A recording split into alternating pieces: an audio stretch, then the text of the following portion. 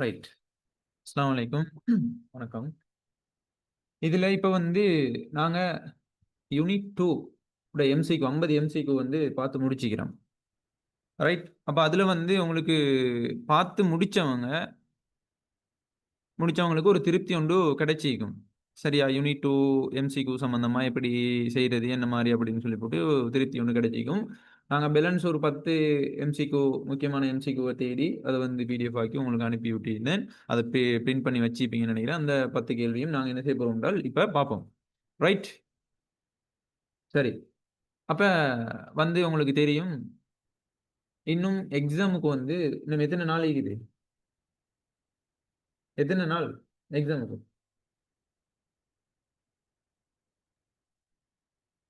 கேட்கிற கேள்விக்கு அன்மியூட் பண்ணி ஆன்சர் பண்ணலாம். செட்லையும் போடலாம். அது எந்த ஒரு இஷ்யூவும் இல்ல. உங்களுக்கு எக்ஸாமுக்கு இன்னும் எத்தன நாள் இருக்குது?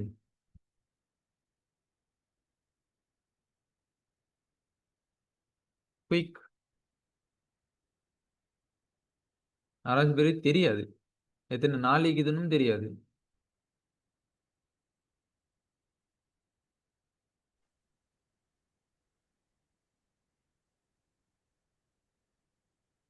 சொல்லுங்க பாப்போம்.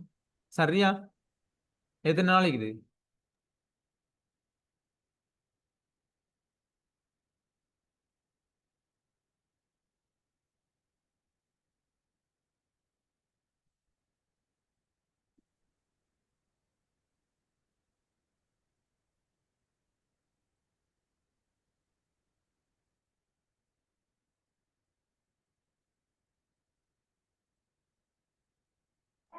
நூத்தி பதினஞ்சு நாள். 115 நாள். சரி. 115 நாள். சரியா? அதாவது உங்களுக்கு இன்னும் எத்தன மாசம்? 3 1/2 மாசம்னு வச்சுக்கொள்ளுங்களேன். சரியா? 104ன்னு சொல்றாங்க, 110ன்னு சொல்றாங்க. ரைட். எப்படியுமே மேக்ஸிமம் ஒரு 3 மாசம் நீக்குது. எக்ஸாமுக்கு இன்னும் 3 மாசம் தான் நீக்குது. அப்ப இந்த 3 மாசத்த வந்து நீங்க எப்படி பயன்படுத்த போறீங்க? இந்த 3 மாசமும் வந்து இந்த 90 நாள் அல்லது 100 நாள்னு வச்சுக்கொண்டாலும், 110ன்னு வச்சுக்கொண்டாலும், இந்த 110 நாளையும் வந்து நீங்க என்ன செய்யணும்னா, அந்த எக்ஸாமுக்காக தான் நீங்க ரெடி ஆகணும். நான் ஆரம்பத்திலே கிளாஸ்ல இன்ட்ரோடக்ஷன் கிளாஸ்ல எல்லா விஷயமும் வந்து உங்களுக்கு சொல்லி தான் கிளாஸ்ல எல்லாத்தையும் வந்து ஜாயின் இது பண்ணி விட்டது. சரியா? அப்ப நீங்க வந்து அதுக்கேத்த மாரி நீங்க என்ன செய்யணும், ரெடியா வீக்கணும். எக்ஸாமுக்கு வந்து இன்னும் கொஞ்ச நாள் தான் இருக்குது. இப்ப நீங்க 3 மாசம் மீக்கும். அதுக்கு பிறகு கொஞ்ச நாள் இப்போ கொஞ்சம் கொஞ்சம் டைம் போன மாரி இருக்கும். அதுக்கப்புறம் 2 மாசம் ஆயிரும். அதுக்கப்புறம் 1 மாசம் ஆயிரும். அதுக்கப்புறம் நாளைக்கு எக்ஸாம் அப்படின்ற ஒரு நிலைமைக்குள்ள நீங்க வந்துருவீங்க. அப்போ வந்துட்டு யோசிப்பீங்க, அடே அந்த டைம் சொன்ன டைம் கொஞ்சம் ஹார்ட் ஒர்க் பண்ணி ஒரு டைம குடுத்து படிக்கிறதுக்கு டைம குடுத்து டைம வேஸ்ட் பண்ணாம நல்ல முறையில படிச்சிருந்தா நல்ல ரிசல்ட்ஸ் ஒண்ணு எடுத்திருக்கலுமேன்னு சொல்லி போட்டு நாளைக்கு எக்ஸாம வச்சுட்டு இன்றைக்கு யோசிக்கப்படாது. எப்ப யோசிக்கணும்? இப்ப யோசிக்கணும். இப்ப யோசிச்சு அதுக்கு யோசிக்கிறது மட்டும் இல்ல, அதுக்கான ஷெட்யூல போடணும். அதான் சொல்றது. இப்ப நீங்க எதுல எதுல மார்க்ஸ் வந்து குறைவா எடுக்கிறீங்க? எந்த தேதி வந்து உங்களுக்கு விளங்காம இருக்குது? எதுல வந்து மார்க்ஸ் குறைவா இருக்குது? எந்த கேள்வி வந்து நீங்க பேப்பர்கள் செஞ்சிருப்பீங்க? எந்த கேள்வி பிழை ஆகுது? அந்த பிழையாகுன கேள்வி வந்து எப்படி சரியாக்கிக் கொள்றது? இல்லைங்க சொல்றது. அதே மாரி எந்தெந்த பாடம் வந்து உங்களுக்கு கஷ்டமாயிக்குது, டஃப் ஆயிக்குது. அந்த டஃப்பான பாடத்த எப்படி இலகுவாக்கிக் கொள்றது? அதுக்கான பிளானிங் என்ன? விளங்கிச்சா சொல்றது. எப்படி தேரிய வந்து விளங்கிக் கொள்றது? எப்படி எம்சிக்யூ கேள்விக்கு வந்து நாங்க முகம் கொடுக்கிறது? பார்ட் 2 கேள்வி எப்படி எழுதிக் கொள்றது? அப்ப இப்படியான வினாக்களுக்கெல்லாம் உங்களுக்கு ஆன்சர் நீங்களே வந்து தேடிக்கொண்டீங்க அப்படின்னு சொன்னா, நீங்க எக்ஸாமுக்கு ரெடி அப்படின்னு சொல்லி அர்த்தம். ரெடி ஆவுறீங்க அப்படின்னு சொல்லி அர்த்தம். இல்லைங்க என்ன சொல்றது. இப்படியான கேள்வி வந்து நான் கேட்கலும் உங்கள்ட்ட. ஆனா உங்களுக்கான அந்த ஆன்ஸர வந்து நீங்களே உங்ககிட்ட கேட்டு அந்த கேள்விய நீங்களே ஆன்ஸர் பண்ணாத வர, நீங்க என்ன செய்யலாதுன்னு சொன்னா, எக்ஸாமுக்கு சரியான முறையில ரெடி ஆகல. ரெடி ஆவீங்க. நெறைய பேர் வந்து என்ன செய்வீங்கன்னு சொன்னா, பேப்பர் எடுப்பீங்க, படிப்பீங்க, சும்மா நார்மலா. அதுக்கப்புறம் கொஞ்ச நேரம் ரெஸ்ட் எடுப்பீங்க, விளையாட போவீங்க, அங்க போவீங்க, இங்க போவீங்க. அதுக்கப்புறம் கொஞ்ச நேரம் ஃபேக் ஸ்டடி பண்றீங்க. அப்ப இப்படியான உங்களையே நீங்க ஏமாத்திக் கொள்ற அளவுக்கு நீங்க என்ன செய்யப்படுது அப்படின்னு சொன்னா, உங்களோட படிப்புண்ட அந்த ஆ அந்த பாதைகள் வந்து என்ன செய்யப்படாதுன்னு சொன்னா, ஆ பிழையான வழியில ஆக்கிக் கொள்ளப்படாது. சரியான முறையில, சரியான ஆ பாதையில, சரியான வழியில நீங்க என்ன செய்யணும்னு சொன்னா, இந்த 3 மாசத்தையும் தெளிவா பயன்படுத்திக் கொள்ளணும். ஏன் படிக்கிறோம்? படிக்கிறது அந்த ரிசல்ட்ஸ் வந்ததுக்கு பிறகு அதுல வர சந்தோஷம். அந்த எதிர்காலம். விளைஞ்ச சொல்றது. வாப்பா, அம்மா இவ்வளோ அந்த சந்தோஷப்படுவாங்க. அதெல்லாம் என்ன சொல்றது, ஃபெமிலி எவ்வளவு சந்தோஷப்படுவாங்க, ஊராக்கள் அந்த ரிசல்ட்ஸை பார்த்த உடனே எவ்வளவு சந்தோஷப்படுவாங்க, எங்களோட ஊர்ல இப்படி ஒரு ரிசல்ட்ஸ் ஒன்று எடுத்துக்கிறாங்க, இப்படி ஒரு ஹைட் ஆகணும்னு வச்சுக்கிறாங்க. இப்படியான இந்த இதெல்லாம் வந்து நீங்க இப்பவே யோசிச்சு அதுக்கேற்ற மாதிரி நீங்க என்ன செய்யணும், இப்பவே ரெடி ஆகணும் எக்ஸாமுக்கு. அப்ப ரெடி ஆகுற பட்சத்துல தான் நீங்க என்ன செய்யணும்னு சொன்னா நல்ல ரிசல்ட்ஸ் ஒன்று நீங்க எதிர்பார்க்கலும். இதெல்லாம் உங்களுக்கு சொல்றது ரைட். அப்ப நல்லா தெளிவா விளைக்கணும், திருப்பி திருப்பி சொல்ல மாட்டேன். எல்லா எல்லா விஷயமும் வந்து உங்களுக்கு வந்து எல்லாராலையும் வந்து கிடைக்க பெறாது. சில விஷயங்களை நீங்களே தான் உருவாக்கி கொள்ளணும். சரியா? சில வாய்ப்புகளை நீங்களே தான் உருவாக்கி கொள்ளணும். அந்த வாய்ப்பை உருவாக்குற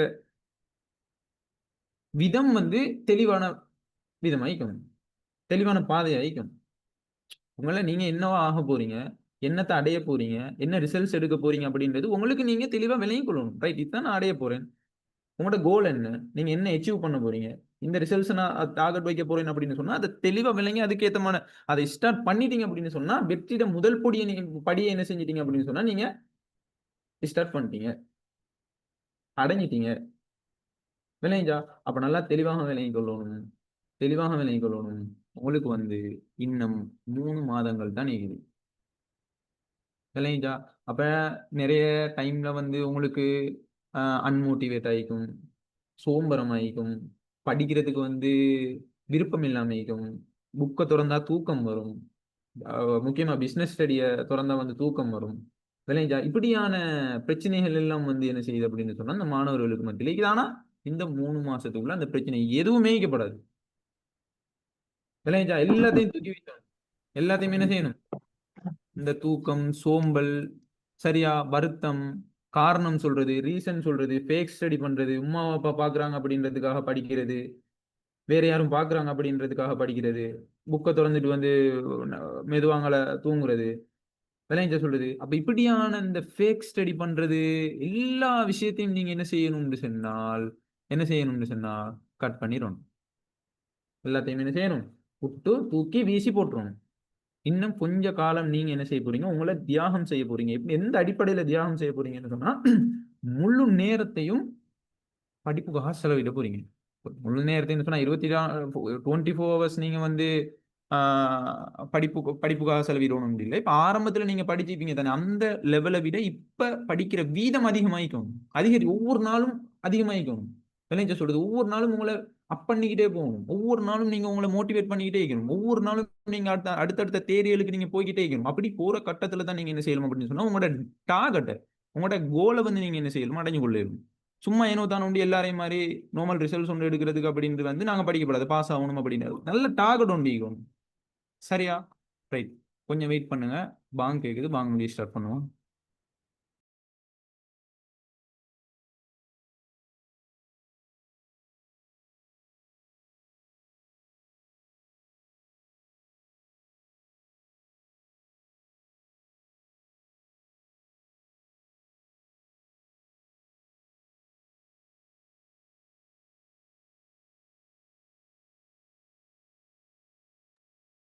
ரைட், வாய்ஸ் கிளியரா?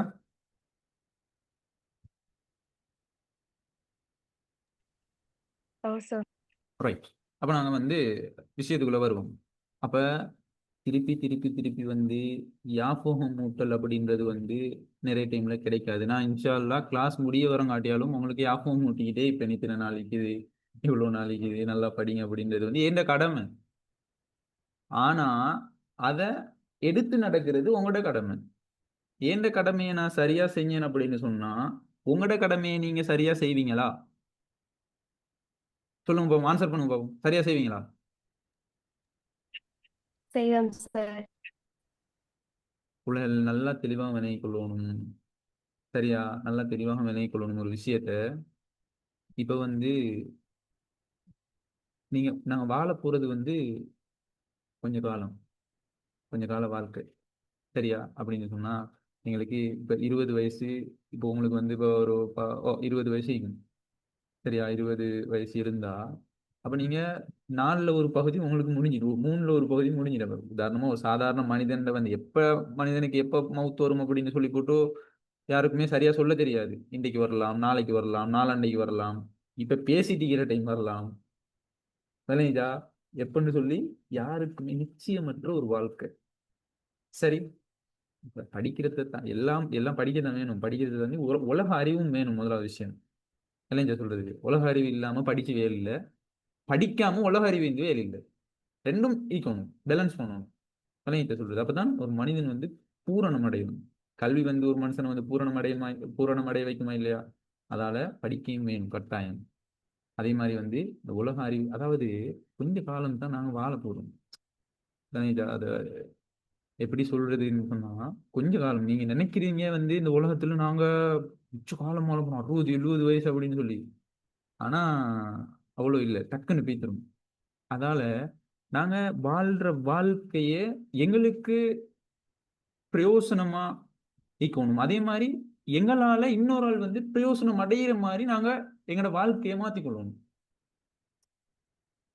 விளைஞ்ச அவங்க சொல்றது ஒரு கல்வியின் மூலமாகவோ, விளைஞ்சா காசின் மூலமாகவோ, பொருளாதாரத்தின் மூலமாகவோ, விளைஞ்ச சொல்லுது எப்படியோ ஒரு வகையில நாங்க ஒரு சமூகத்துக்கு ஒரு நல்லதுண்ட செஞ்சுட்டு பார்க்கணும்.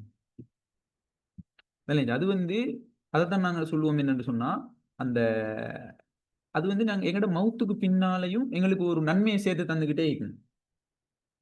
விளைஞ்ச சொல்றது மவுத்துக்கு பின்னால ஒருத்தருக்கு வந்து நன்மையை சேர்த்து தார விஷயங்கள் வந்து சில விஷயங்கள் இருக்குது. அதுல முதலாவது விஷயம் தான் இந்த கல்வியை வந்து பிறருக்கு கற்று கொடுக்கறதின் மூலமா அவங்க அந்த பயனை அடைஞ்சிட்டாங்க அப்படின்னு சொன்னா, அந்த அடைஞ்ச பயனின் மூலமா எங்களுக்கு வந்து என்ன செய்யும்டா, எங்களோட மௌத்துக்கு பின்னால அந்த நன்மை வந்துகிட்டே இருக்கும். அதே மாதிரி வந்து இந்த பெற்ற பிள்ளைகள் கேட்கிற துவா, அதே மாதிரி நிலையான தர்மம், இந்த பள்ளி வாயில்கள் கட்டி கொடுக்கிறது, ஸ்கூல்ஸ்களை கட்டி கொடுக்கிறது நிலையான தர்மம். இப்ப இந்த 3 பிரதான விடயங்களின் மூலமாவும் வந்து என்ன செய்யுது அப்படின்னு சொன்னா, இந்த மௌத்துக்கு பின்னால எங்களுக்கு வந்து நன்மை இருக்கு. சரியா? அதன் அடிப்படையில நாங்க பிரதானமான ஒரு விஷயம் என்ன? கல்வி. கல்வின்னு சொன்னா இப்ப நாங்க இந்த ஸ்கூல் சம்பந்தப்பட்ட விஷயமும் இல்லை. எது சரி, ஒரு விஷயத்த தெரியாத ஒரு விஷயத்த சொல்லி கொடுத்தா அதுக்கு பேர் என்ன? கல்வி. அதுதான் கல்விங்க அப்படின்றது. தெரியாத விஷயத்த தெரியப்படுத்துறது. ஒரு வயல் வேலையில ஒருத்தர், ஒரு அப்பா ஒண்ணும் ஒரு வயசாளி ஒண்ணு வந்து இப்படித்தான் உரம் வீசணும் போற வீசணும் அப்படின்னு சொல்லித்தாரார் அப்படின்னு சொன்னா அவர் வந்து என்ன, ஒரு ஆசிரியர் கல்வியை கற்றுத்தாராரு. எங்களுக்கு தெரியாத ஒரு விஷயத்த சொல்லித்தாராரு. விளைஞ்சவங்க சொல்லுது. அப்ப அதன் மூலமாவும் எங்களுக்கு என்ன செய்யணும்னா நன்மையை சம்பாதிச்சு கொள்ளையும். ரைட், இந்த விஷயத்துக்குள்ள வந்துட்டு நான் சொல்ல வர விஷயம் என்னன்னு சொன்னா, மிக முக்கியமான விஷயம் கல்வி அப்படின்றது. இதுக்காக நிறைய டைம், ஏன்னா நீங்க நல்ல விளையும் கொள்ளணும் புள்ளிது சின்ன பச்சை பபாகள் இல்லை. சரியா? நிறைய பேர் வந்து நான் நிறைய பேர் ஸ்டேட்டஸ் பாக்குறது, நிறைய பேர் வந்து சும்மா விளையாண்டு சின்ன புள்ளத்தனமா லவ் அது இது அப்படி இப்படி நிறைய பிரச்சனைகள் வந்து ஈக்குது. நிறைய பிரச்சனை ஈக்குது, உங்களுக்கே தெரியும். சரியா? அப்ப நீங்க என்ன செய்யணும்டா, எல்லாத்தையும் ஸ்டாப் பண்ணிடணும். பச்சை பபால் இல்லை, எல்லா விஷயமும் வந்து எல்லாரும் வந்து சொல்லி தர மாட்டாங்க. ஓப்பனா ஒரு விஷயம் உங்ககிட்ட சொல்லணும். எல்லாத்தையும் கொடுங்க.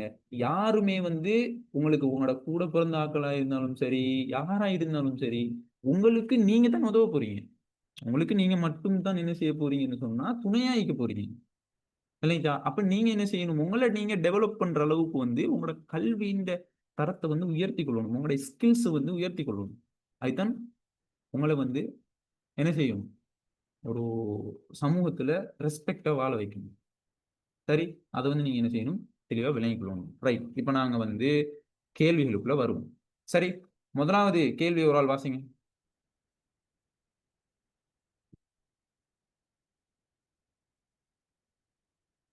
முதலாவது கேள்வி ஒரு ஆள் வாசிங்க. Quick quick. பொருளொன்றின் விலை 25 வீதத்தினால் குறையும் போது அதன் மொத்த வருவாயும் 25 வீதத்தினால் குறையும். இப்பொருளின் கேள்வியானது நெகிழ்ச்சியானதாகும், நெகிழ்ச்சியற்றதாகும், அழகு நெகிழ்ச்சியானதாகும், பூரண நெகிழ்ச்சி அற்றதாகும், பூரண நெகிழ்ச்சியானதாகும். ரைட், இப்ப கேள்வி நெகிழ்ச்சியை வந்து நாங்க என்ன செய்ய போறோம்னா 5 வகைகளாக வகைப்படுத்துவோம். இல்லைங்களா? அப்ப நெகிழ் உள்ளது, நெகிழ்வற்றது, அழகு நெகிழ்ச்சி, பூரண நெகிழ்ச்சி அற்றது, பூரண நெகிழ்ச்சி உள்ளது இப்படின்னு சொல்லி நாங்க கேள்வி நெகிழ்ச்சியை நாங்க என்ன செய்ய போறோம், 5 வகைகளாக வகைப்படுத்துவோம். இப்போ வந்து என்னத்தோட தொடர்பு படுத்தி தாரான் அப்படின்னு சொன்னா, மொத்த வருவாயோட தொடர்பு படுத்தி தாரான். நல்லா விளங்கிக்கொள்ளணும். மொத்த வருவாயோட தொடர்பு படுத்தி தான் இந்த விஷயத்தை தாரான். அப்ப நீங்க வந்து எப்படி படிச்சீங்க எப்படி? அதாவது ஒரு குறித்த ஒரு காலப்பகுதியில ஒரு குறித்த ஒரு பண்டத்துக்கு விலை தவிர்ந்த இணைய காரணி மாறாத நிலையில விலை மாற்ற வீதத்துக்கும் அது என்ன கேள்வி தொகை மாற்ற வீதத்துக்கும் இடையில அந்த தொடர்பை தான் என்ன செய்யுது அப்படின்னு சொன்னா இந்த கேள்வி நெகிழ்ச்சி காட்டுது. ஓவா இல்லையா? ஓவா இல்லையா? ஓ சார். இதைத்தானே கேள்வி நெகிழ்ச்சி காட்டுது. அப்ப விலையை விட கேள்வி தொகை அதிகமா இருந்துச்சுன்னு சொன்னா அதை நாங்க என்னன்னு சொல்லுவோம்? கேள்வி மாற்றத்தை விட விலை மாற்றம் வந்து அதிகமாக இருந்துச்சுன்னு சொன்னா அதை நாங்க என்னன்னு சொல்லுவோம்? என்ன நெகிழ்ச்சின்னு சொல்லுவோம்? நெகிழ்வுள்ளது. நெகிழ் உள்ளது. அதே மாதிரி கேள்வியை விட விலையை விட விலை மாற்றத்தை விட தொகை மாற்றம் குறைவா இருந்துச்சுன்னு சொன்னா நெகிழ்வற்றது. நெகிழ்வற்றது. அப்ப இப்படி வந்து நாங்க 5 விஷயத்துக்குள்ளேயும் பார்த்தோம். இப்ப என்ன சொல்றான் அப்படின்னு சொன்னா கேள்வி விலை இதோட தொடர்புபடுத்தி தானே பார்த்தோம். விலை கேள்வி. ஆனா இது வந்து எதோட தொடர்புபடுத்தி தந்திக்கிறான் அந்த கேள்விய? எதோட தொடர்புபடுத்தி தந்திக்கிறான்? வருமானத்தோடு. மொத்த வருமானத்தோட. மொத்த வருமானத்தோட. இப்ப புள்ளகள் சிம்பிளான ஒரு விஷயம். சிம்பிளான ஒரு விஷயம். இப்ப நீங்க வாங்க. முதலாவது விஷயம் என்னன்னு சொன்னா அந்த விலை வந்து 25 வீதத்தினால குறையுது. மொத்த வருமானம் வந்து 20 வீதத்தினால குறைவடையுது. இப்ப நீங்க யோசிக்கணும் என்னன்னு சொன்னா நெகிழ்ச்சி உள்ளது அப்படின்னு சொன்னா நாங்க எப்படி நாங்க அதுக்கு வந்து வரைவிலக்கணம் கொடுப்போம்?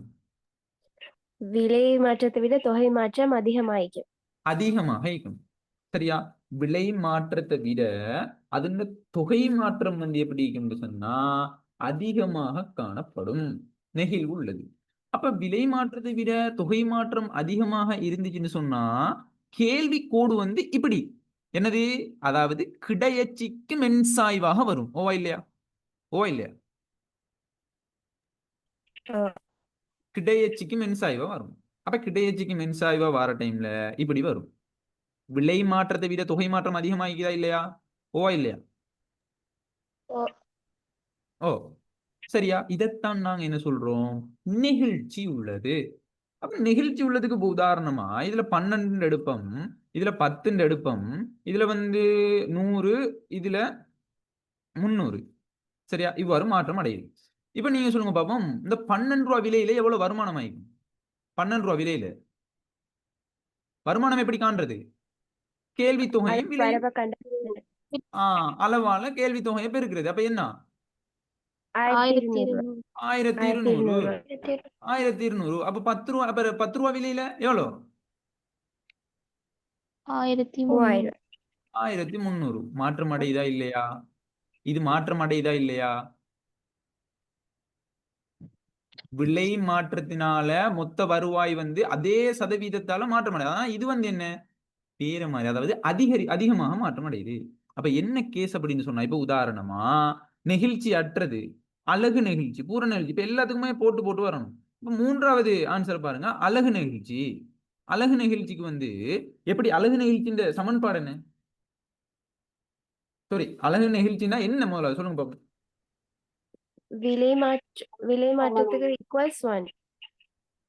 ரைட். அதாவது ஒரு குறித்த சந்தர்ப்பத்துல கேள்வியை தீர்மானிக்கிற ஏனைய காரணி மாறாத நிலையில குறித்த பண்டத்தின விலை மாற்றம் அடையும் சதவீதத்துக்கு சமனான வீதத்துல வந்து அந்த பண்டத்தின கேள்வி தொகை மாற்றம் அடையும்.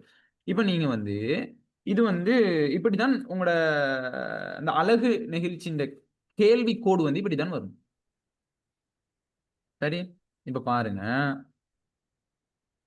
இதுல வந்து 10, 20. சரி, இதுல 100, 200. இப்ப என்ன கேஸ்ன்னு சொன்னா விலை பொருளுடைய விலை 25 வீதத்தினால குறைவடையும் போது அந்த மொத்த வருவாயும் வந்து 20 வீதப்படிதான் நாங்க பார்க்கணும். 25 வீதத்தினால குறைவடையுதுன்னு சொன்னா இப்ப வந்து நாங்க விலை வந்து 20 ரூபாயிலிருந்து 10 ரூபாயா குறைவடைகிற டைம் கேள்வி தொகை விலை 20 ரூபாய் ஆகிக்கிற டைம்ல கேள்வி தொகை 100, விலை 10 ரூபாய் ஆகிக்கிற டைம்ல கேள்வி தொகை 200. அப்ப 2 இடத்துலயும் வந்து நீங்க சொல்லுங்க பாப்போம் மொத்த வருமானம் எவ்வளவு ஆகும்? 10 ரூபாய் விலையில எவ்வளோ? 1000 1000-ஆ 2000-ஆ? 2000 2000 20 ரூபாய் விலையில அதுவும் 2000 2000. இப்ப என்ன கேஸ் அப்படின்னு சொன்னா, பொருளுண்ட விலை அதே வீதத்தினால வந்து என்ன செய்யுது அப்படின்னு சொன்னா மாற்றம் அடையுது. அப்ப மொத்த வருவாய் வந்து என்ன நடக்கும்னு சொன்னா, இந்த அடிப்படையில வந்து பார்க்க போனா, அதாவது இப்ப விலை வந்து 25 வீதத்தினால குறைவடைஞ்சா மொத்த வருமானமும் வந்து 20 வீதத்தினால குறைவடையும். அதே வந்து விலை வந்து 25 வீதத்தினால அதிகரிச்சுன்னு சொன்னா மொத்த வருமானம் என்ன நடக்கும்? அழகு நெகிழ்ச்சியில 25% கூடும்.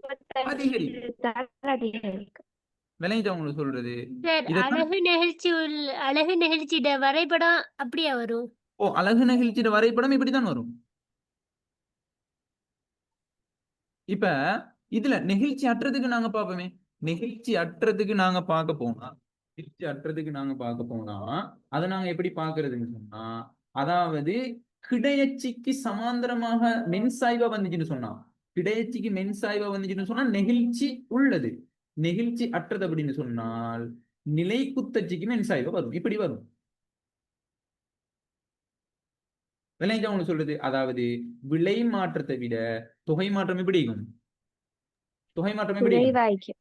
சிறியதாக காணப்படும். சிறிய அளவுல காணப்படும். அப்ப 1வது கேள்விக்கு ஆன்சர் எத்தனை? தேர்ட் ஆன்சர் 3வது ஆன்சர் அழகு நெகிழ்ச்சி. சரி, ரைட். அடுத்த கேள்வி வாசிங்க.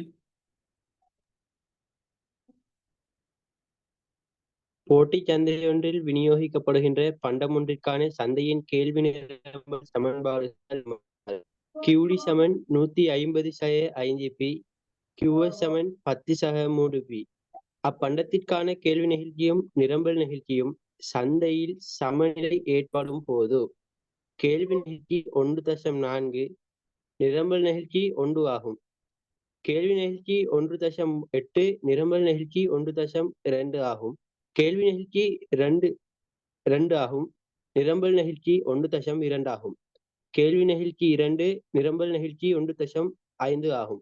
கேள்வி நெகிழ்ச்சி 5, நிரம்பல் நெகிழ்ச்சி 2 ஆகும்.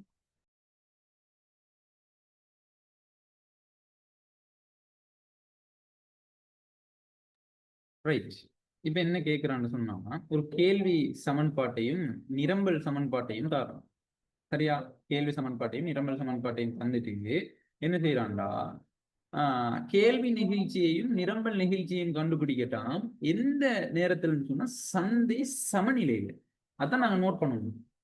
விளைஞ்சவங்களுக்கு சொல்றது எந்த அடிப்படையில கேட்கிறான்? சந்தை சமநிலையில கேட்கிறான். அப்ப சந்தை சமநிலையில நாங்க என்ன செய்யணும்னு சொன்னா கேள்வி நெகிழ்ச்சியும் நிரம்பல் நெகிழ்ச்சியும் கண்டுபிடிக்கணும். அப்ப கண்டுபிடிக்கிறதுக்கு நாங்க என்ன செய்யணும்? இதுல அதாவது என்னது, எங்கட சமநிலை விலையையும் சமநிலை தொகையும் நாங்க கண்டுபிடிக்கணும். அப்ப சமநிலை விலையும் சமநிலை தொகையும் கண்டுபிடிக்கிறதுக்கான சிம்பிளான விஷயம் QD-யையும் QS-ஐயும் வந்து சமப்படுத்தணும். QD 150/5p சமன் 10/3p. சரியா? ரைட். இப்ப நாங்க என்ன செய்ய போறோம்? 10 சமனுக்கு இங்கால கொண்டு வந்தா என்ன நடக்கும்? என்ன நடக்கும்? சகபத்தாகும். 3p 5p சமனுக்கு அங்கால கொண்டு போறோம் பிளஸ் 5p. சரியா? அப்ப 150 10 160 சமன் 3p 5p 8p. 8p. அப்ப நாங்க பிரைஸை தான் நாங்க கண்டுபிடிக்கணும். சமநிலை விலையை நாங்க கண்டுபிடிக்கணும். பிரைஸை நாங்க தனி எடுத்தோம்னு சொன்னா 8 பெருக்குப்பட்டு என்ன நடக்கும்? பிரிப்படும். சரியா? அப்ப 160 8ஆல பிரிச்சா என்ன நடக்கும்? பிரைஸ் என்ன?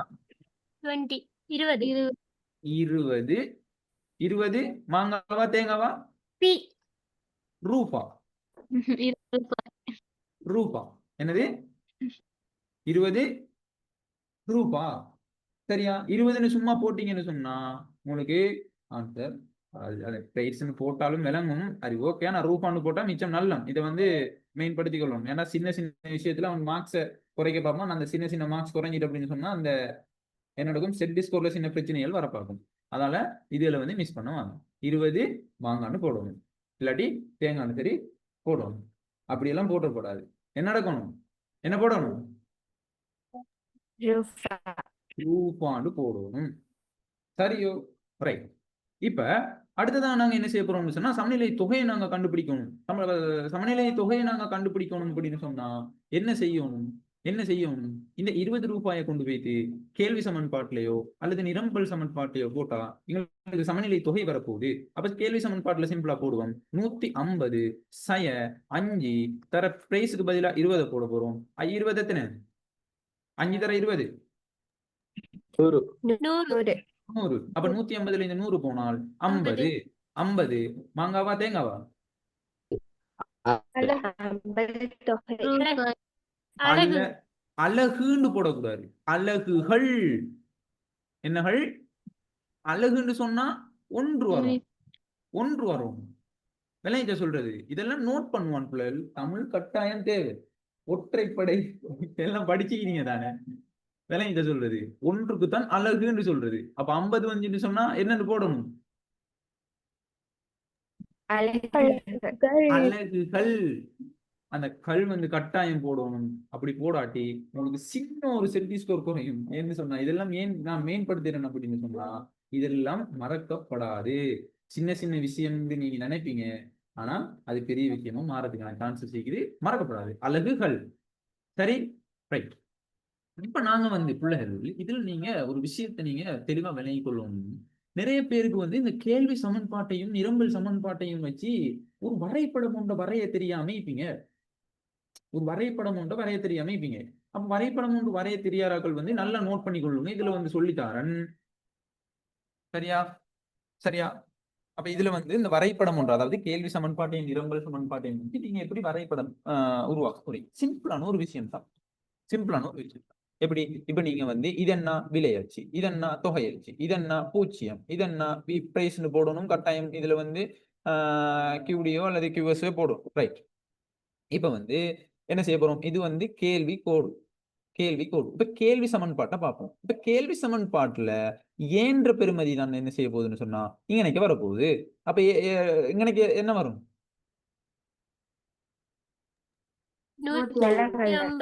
150. அப்ப ஏன்டா என்ன?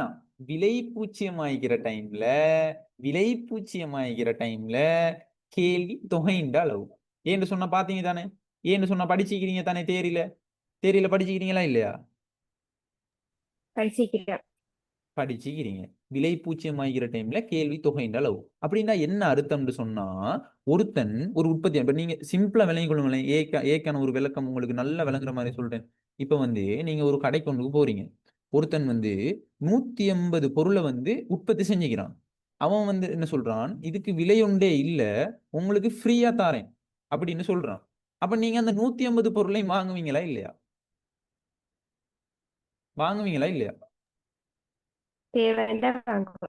தேவைன்னா வாங்குவீங்க. ஏன்னா தேவை இல்லாட்டியாலும் சில ஆட்கள் வாங்கிட்டு போவாங்க. உண்மையா இல்லையா?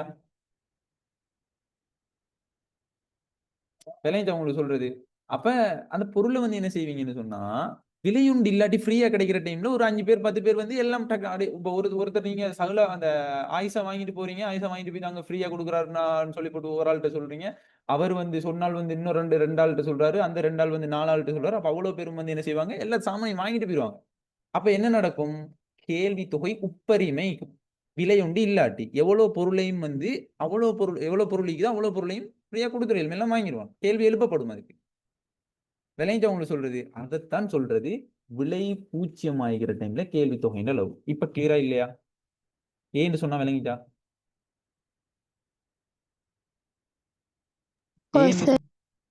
இது சிம்பிளான ஒரு விளக்கம். நல்லா விளங்கிக்கணும். நம்ம எங்கட மொழி நடையில எங்கட பாசையில ஒரு விஷயத்தை உள்வாங்கிறதுக்கு நான் அந்த விஷயத்த சொன்னேன். ரைட். இப்ப நாங்க வாரம் இதுல 150 போட்டோம். இப்ப சிம்பிளா வந்து இந்த உச்சபட்ச விலை, அதாவது உச்சபட்ச விலைன்னு சொன்னா என்ன அர்த்தம்னு சொன்னா அதை மாத்தமா யோசிங்க. உச்சமா ஒரு விலை, உதாரணமா பூச்சிய விலையில இருந்து இதுக்கு வந்து சொல்றான் உங்களுக்கு 20 ரூபாய் விற்க போறேன் அப்படின்னு சொல்லி போட்டு சொன்னா யாருமே அந்த பொருளை வாங்க மாட்டான். அதாவது உயர்ந்தபட்ச விலை அப்படின்னு சொல்றது. அப்ப உயர்ந்தபட்ச விலையில சாமானுக்கு கேள்வி ஒன்று எழுப்பப்படாது. கேள்வி பூஜ்ஜியம் ஆகிக்கிற டைம்ல விலையிட்ட அளவு விளைஞ்ச சொல்றது மாத்தமா யோசிக்கிட்டு அது நாங்க எப்படி கண்டுபிடிக்கிறதுன்னு சொன்னா 150 இந்த இது தானே 150 அதான் நாங்க இந்த 5ஆல பிரிக்க போறோம். அப்ப 150 5ஆல பிரிச்சா எத்தனை? 30. 30. அந்த 30 சிம்பிளா இங்கனே கொண்டு போட்டாச்சு. இவ்வளவுதான் கேள்விக்கோடுற விஷயம். இது கஷ்டமா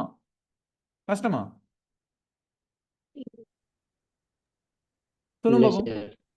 சிம்பிளான ஒரு விஷயம் விளைஞ்ச சொல்றது. இதை நீங்க வந்து யூனிட் 3 யூனிட் 2க்கு வந்து இந்த மெத்தட் எல்லாம் பயன்படுத்தினீங்கன்னு சொன்னா சிம்பிளா உங்களுக்கு அவ்வளவு ஆன்சரையும் கண்டுபிடிக்கணும். அதாவது அந்த யூனிட் 3ல வந்து வரி மானியம் அதே மாதிரி உயர்ந்தபட்ச கட்டுப்பாட்டு விலை குறைந்தபட்ச கட்டுப்பாட்டு விலை அந்த குறைந்தபட்ச கட்டுப்பாட்டு விலையில வந்து அந்த குறை நிரப்பு கொடுப்பனவோ அதே மாதிரி மிகை நிரம்பல கொள்வனவு செய்யறது கொள்வனவு திட்டம் இதுகள் எல்லாம் எல்லாத்துக்குமே வந்து இந்த மெத்தட் வந்து உங்களுக்கு ஈஸியா அமைய போகுது. ரைட். இப்ப நாங்க QS சமன்பாடுக்கு வரோம். இப்ப QS சமன்பாட்டுல இந்த ஏன்ற பெருமதி நல்லா விளங்கிக்கொள்ளணும். இந்த பாயிண்ட் நல்லா தெளிவா உள்வாங்கிக்கொள்ளணும். ஏன்ற பெருமதி மைனஸ்ல வந்துச்சுன்னு சொன்னா நாங்க என்ன செய்ய போறோம்? விலையச்சினூடாக என்ன செய்ய போகுது? இந்த இந்த கோடு வந்து போகுது. என்ன கோடு? நிரம்பல் கோடு. அதே இந்த QS சமன்பாடுல ஏன்ற பெருமதி பிளஸ்ல வந்துச்சுன்னு சொன்னா எதனூடாக போகும்?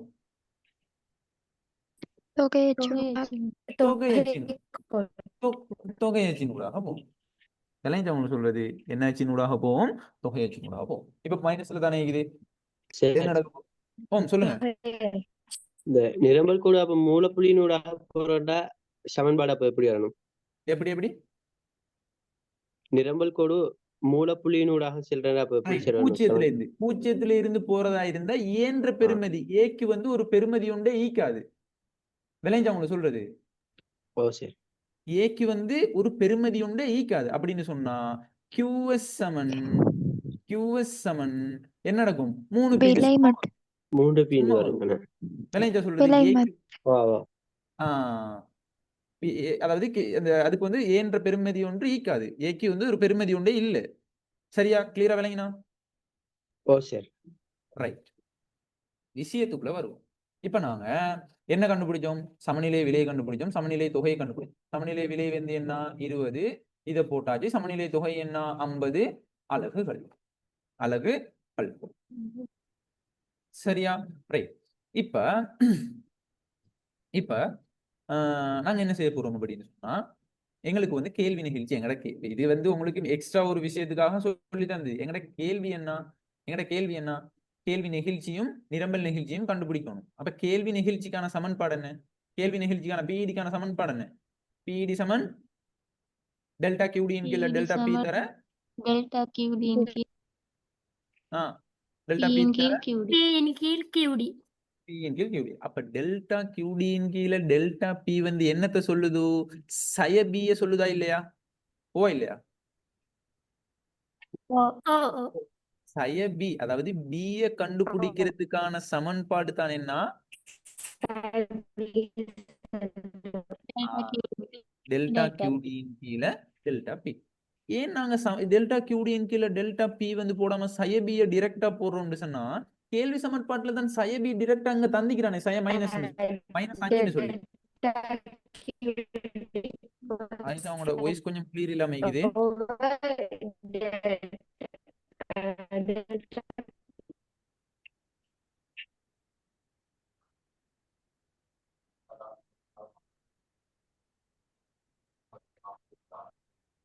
ரைட்.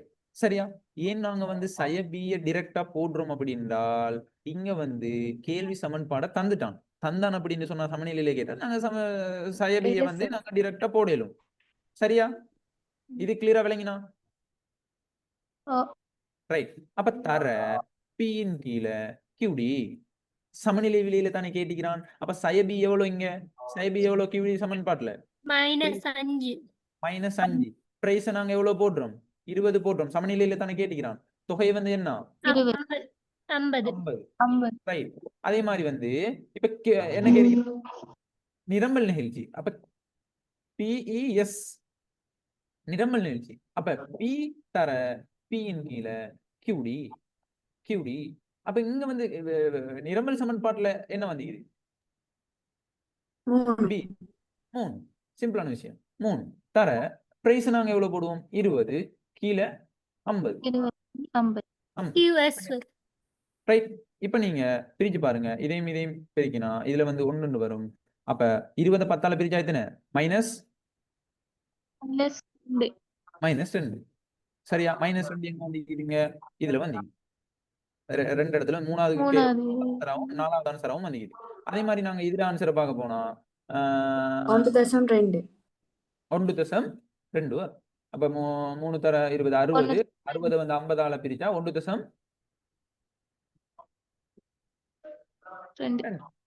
அப்ப என்ன எத்தனாவது ஆன்சர்? 2. 3வது. 3வது. கிளியரா விளங்கிச்சா இது? இது கிளியரா விளங்கினா? ரெண்டாவது கேள்வி கிளியரா விளங்கினா? ஆயிஷா, sir. அபிஷேக், அம்ரத், அஸ்வினி, ஓம் சார். அஸ்கர், திலு, லீனா, கௌசல்யா, நிஸ்வா, அஸ்கி, ஓ சார், நதன், ஓ சார், ஓ சார், விளையாடு sir. Very good very good. Rajesh, Prahathi, Simra, Sumaiya, விளங்கின சார். அனிதா, வினிஜா, யதுர்சனா எல்லாரும் கிளியரா?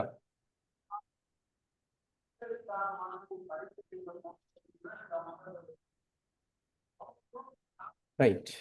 சரி, அடுத்த 3வது கேள்வி வாசிங்க.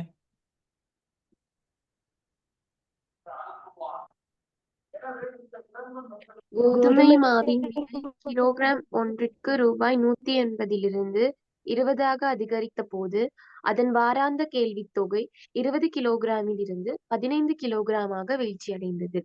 கோதுமை மாவின் விலைசார் கேள்வி நிகழ்ச்சியின் பெறுமதி யாது? 1வது விடை மறை 3.33, 2வது விடை மறை 2.71, 3வது விடை மறை 0.27, 4வது விடை மறை 1.46, 5வது விடை மறை 1.0. ரைட். இப்ப என்ன கேக்குறான்டா, கோதுமை மாவின் விலை கிலோகிராம் ஒன்றிற்கு 180 இருந்து 200ஆக அதிகரித்த போது அதன் வாராந்த கேள்வி தொகை 200 கிராமில் இருந்து 15 கிராமாக வீழ்ச்சி அடைந்ததாம். அப்ப நாங்க வந்து பிரைஸ் எடுக்கிறோம், QD எடுக்கிறோம். அப்ப பிரைஸ் வந்து என்ன 180ல இருந்து 200ஆ வந்து அதிகரிக்குது. அதே மாதிரி QD வந்து என்ன நடக்குது? 20ல இருந்து 15ஆ குறைவடையுது. இது வந்து என்னத்தை காட்டுது? கேள்வி விதியை காட்டுது. அதாவது குறிப்பிட்ட ஒரு பண்டத்துல குறிப்பிட்ட ஒரு சந்தர்ப்பத்துல ஒரு குறிப்பிட்ட ஒரு பண்டத்துக்கு விலை தவிர்ந்த ஏனைய காரணி மாறாத நிலையில குறித்த ஒரு விலைக்கும் கேள்வி தொகைக்கும் இடையில என்ன தொடர்பு? எதிர்க்கணிய தொடர்பு. எதிர்க்கணிய தொடர்பை காட்டுறது தான் நாங்க என்ன சொல்றோம்? என்ன சொல்றோம்? கேள்வி விதி. கேள்வி விதி. அதாவது விலை அதிகரிக்கிற டைம்ல கேள்வி தொகை குறைவடையும். அதே மாதிரி விலை குறைவடைகிற டைம்ல கேள்வி தொகை என்ன நடக்கும்? என்ன நடக்கும்? அதிகரிக்கும். சரியா? நல்லா விளைக்கணும். அதிகரிக்கும். சரி, இதெல்லாம் பேசிக்கான விஷயம். ரைட். எல்லாம் சொல்லி ஆயிஷா நல்லா விளைக்கொள்ளணும். எல்லாம் சொல்லி முடிஞ்சு எல்லா விஷயமும் செஞ்சதுக்கு பிறகுதான் உங்களோட வாய்ஸ் வந்து வருது. இந்த ஸ்ட்ரக் ஆகுது. கொஞ்சம் அதை கிளியர் பண்ணிக்கோங்க. உங்களோட கவரேஜ் கொஞ்சம் இஷ்யூ போல. ரைட். அடுத்த விஷயத்துக்குள்ள வருவோம். இப்ப நாங்க விஷயத்துக்குள்ள வருவோம். என்னன்னு சொன்னா, இதுல வந்து நாங்க 2 சமன்பாடு இருக்குது. கேள்வி நிகழ்ச்சியை கண்டுபிடிக்கிறதுக்கான 2 சமன்பாடு இருக்குது. விளைஞ்சா சொல்றது என்னது? PED சமன் டெல்டா QDயின் கீழே டெல்டா P தர Pயின் கீழே QD. அதே மாதிரி இன்னொரு சமன்பாடு இருக்குது. அதாவது என்ன கேஸ் அப்படின்னு சொன்னாங்க, எனக்கு 2 சமன்பாடையும் நாங்க எப்படி வந்து பயன்படுத்த போறோம்னு சொன்னா, விலை மாற்ற சதவீதத்தை விட தொகை மாற்ற சதவீதம் அதிகமாக இருந்துச்சுன்னு சொன்னா நாங்க எந்த சமன்பாடை பயன்படுத்துவோம்? எந்த சமன்பாடை பயன்படுத்துவோம்? ரைட். அதாவது டெல்டா QDயின் கீழே டெல்டா P தர P1 plus P2 அந்த சமன்பாடு, அது கீழே Q1 plus Q2 அந்த சமன்பாடை பயன்படுத்தும். அதே வந்து விலை மாற்ற சதவீதத்தை விட தொகை மாற்ற சதவீதம் குறைவா இருந்துச்சுன்னு சொன்னா தான் நாங்க என்ன செய்ய போறோம்?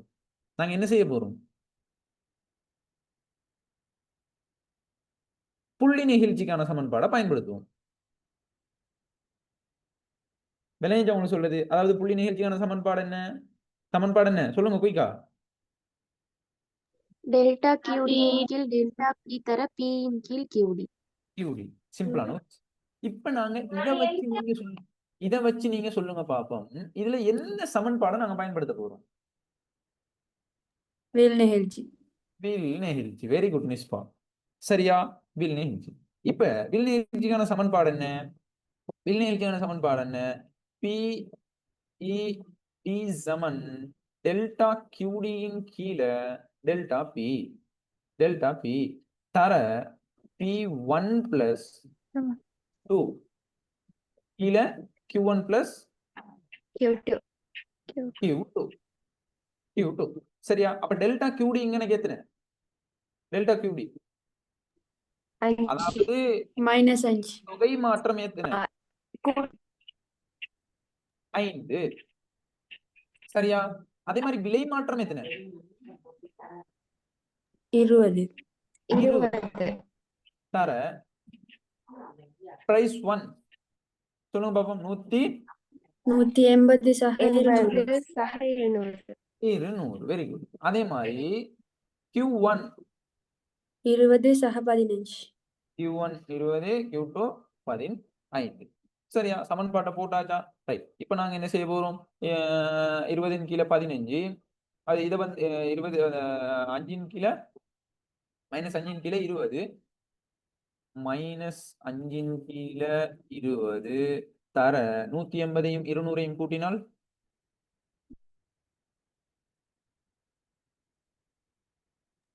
முன்னூத்தி 380. 20ஐயும் 15ஐயும் கூட்டினால்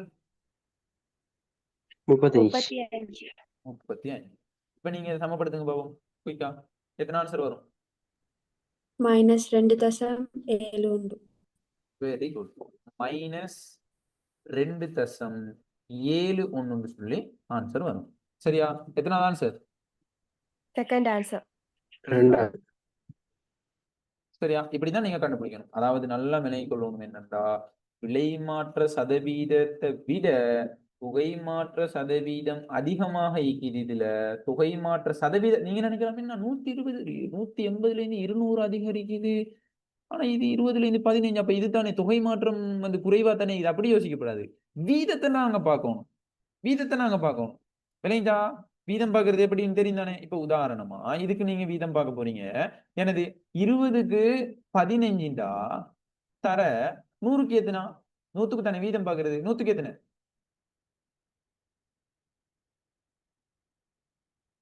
சாரி 20க்கு 15 இல்ல, 20க்கு 5 தானே குறைவடையுது. ரைட். 20க்கு 5 சொன்னா 100க்கு எத்தனை சதவீதம் காண்றோம்? 20%. பிரிக்கலாம். இதையும் பிரிச்சா இதுல வந்து 5 20 25. 25. 5 தரம். 25. 5 தர 5 25. ஒரு ஆள் பிள்ளையா சொல்றேன்னு சொல்லி போட்டு அவ்வளவு பேரும் அதே ஃபாலோ பண்ணப்படாது, திருத்தணும். சரியா? ஒரு ஆள் 20ன்னு சொல்லிட்டாங்க, அப்ப நம்ம டக்குன்னு 20ன்னு சொல்லுவோம், அப்ப எந்த ஆன்சரும் சரியா வந்துடும். அப்படி யோசிக்கப்படாது பிள்ளைகள். பிள்ளைன்னு சொன்னா என்ன செய்யணும்? திருத்தணும், ஃபாலோ பண்ணப்படாது, உருவாக்கும். சரியா? ரைட். இப்ப நாங்க என்ன செய்யறோம்? 25 வீதம். இப்ப இதுக்கு நீங்க பாருங்க பார்ப்போம். 200க்கு எத்தனை குறைவடையுது? 200க்கு பார்ப்போமே எத்தனை? 20 தானே. தர 100 எத்தனை சதவீதம்? 2 வெட்டினா இதுல 10%. 10%. இப்ப நீங்க சொல்லுங்க பார்ப்போம். தொகை மாற்ற வீதம் அதிகமாகிக்குதா, விலை மாற்ற வீதம் அதிகமாகிக்குதா? தொகை மாற்ற வீதம். தொகை மாற்றம் அதிகமா இருந்துச்சுன்னு சொன்னா நாங்க எந்த சமன்பாடை பயன்படுத்துவோம்? விளைஞ்சவங்க சொல்றது வில் நெகிழ்ச்சிட சமன்பாடு. எனக்கு சிம்பிளான விஷயம் தான். ஆழமா யோசிக்க தேவையில்லை, பார்த்தாலே உங்களுக்கு விளங்கும். சரியா? ரைட். அதே மாதிரி தெளிவா விளங்கிக் கொள்ளணும். இது மாற்றமா வந்துச்சுன்னு சொன்னா, அதாவது விலை மாற்ற சதவீதத்தை விட தொகை மாற்ற வீதம் வந்து குறைவாக, தொகை மாற்ற சதவீதம் குறைவாக இருந்துச்சுன்னு சொன்னா எந்த சமன்பாடை பயன்படுத்துவோம்? புள்ளி நெகிழ்ச்சி. புள்ளி நெகிழ்ச்சி. சரியா? குழம்பிடப்படாது. என்னடா இது புது புது விஷயம் ஆகிக்குதுன்னு சொல்லி யோசிக்கிறீங்கன்னு தான் எனக்கு என்ன விளங்குது. அப்படி ஆகிக்குது. ஓ சார். வித்தியாசமாயிக்குதா இல்லாட்டி புதிய விஷயங்களை படிக்கக்கூடிய மாதிரி இருக்குதா? என்ன உங்களோட ஐடியாவை சொல்லுங்க பாப்போம். என்ன மாதிரி இருக்குது கிளாஸ்? சரி சார். நான் செய்யற மெத்தட் நீங்க அந்த நிகழ்ச்சியும் புல் நிகழ்ச்சியும் வந்து புதுசைக்கு. புதுசா நீக்கும். அது புதிய புதிய இதுல வந்து நாங்க என்ன செய்யணும், படிக்கணும். விளைஞ்ச சொல்லுது. அப்பதான் எங்களுக்கு பார்ட் 1 MCQ செய்யறதுக்கு ஈஸி ஆயிடும். இந்த மாதிரி மெத்தடை வந்து யூஸ் பண்ணினா பார்ட் 2 எழுதுற மாதிரி ஃபுல்லா எல்லாத்தையும் எழுதி போட்டுட்டு போறது இல்லை. குயிக்கா நாங்க எங்களுக்கு ஆன்சர் தான் தேவை. ஆன்சரை சரியான வழியில கண்டுபிடிக்கிறதுக்கான மெத்தட்டை நாங்க உருவாக்கணும். சரியா?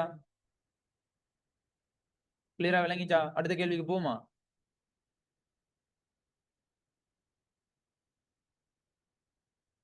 அடுத்த கேள்விக்கு போவோமா? ஓகே. எல்லாரும் ரெடி ஆகிக்கிறீங்களா இல்லாட்டி எல்லாரும் தூங்கிட்டீங்களா? இருக்கும். சரி, அடுத்த கேள்விக்கு போவோம் நாங்க. சரியா? ரைட். அடுத்த கேள்வி வாசிங்க. 4வது கேள்வி. பின்வருவனவற்றுள் எது பொருளியல் நிரம்பல் வழியை வலப்புறம் நோக்கி நகர்த்துவதற்கு காரணமாகின்றது? முதலாவது, உற்பத்தி செலவில் ஏற்படும் ஒரு அதிகரிப்பு.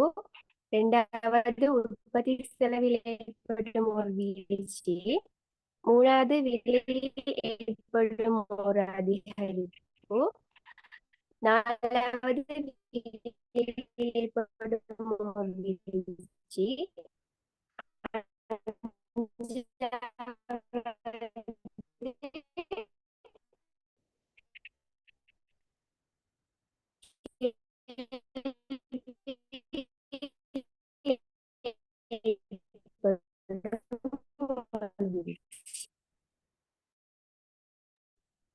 ஆயிஷா, உங்களோட வாய்ஸ் கிளியர் இல்லாம இது கவரேஜ் பிரச்சனை போல. இன்னொரு ஆள் ரீட் பண்ணுங்க குயிக்கா 4வது கேள்வியும் ஆன்சரையும்.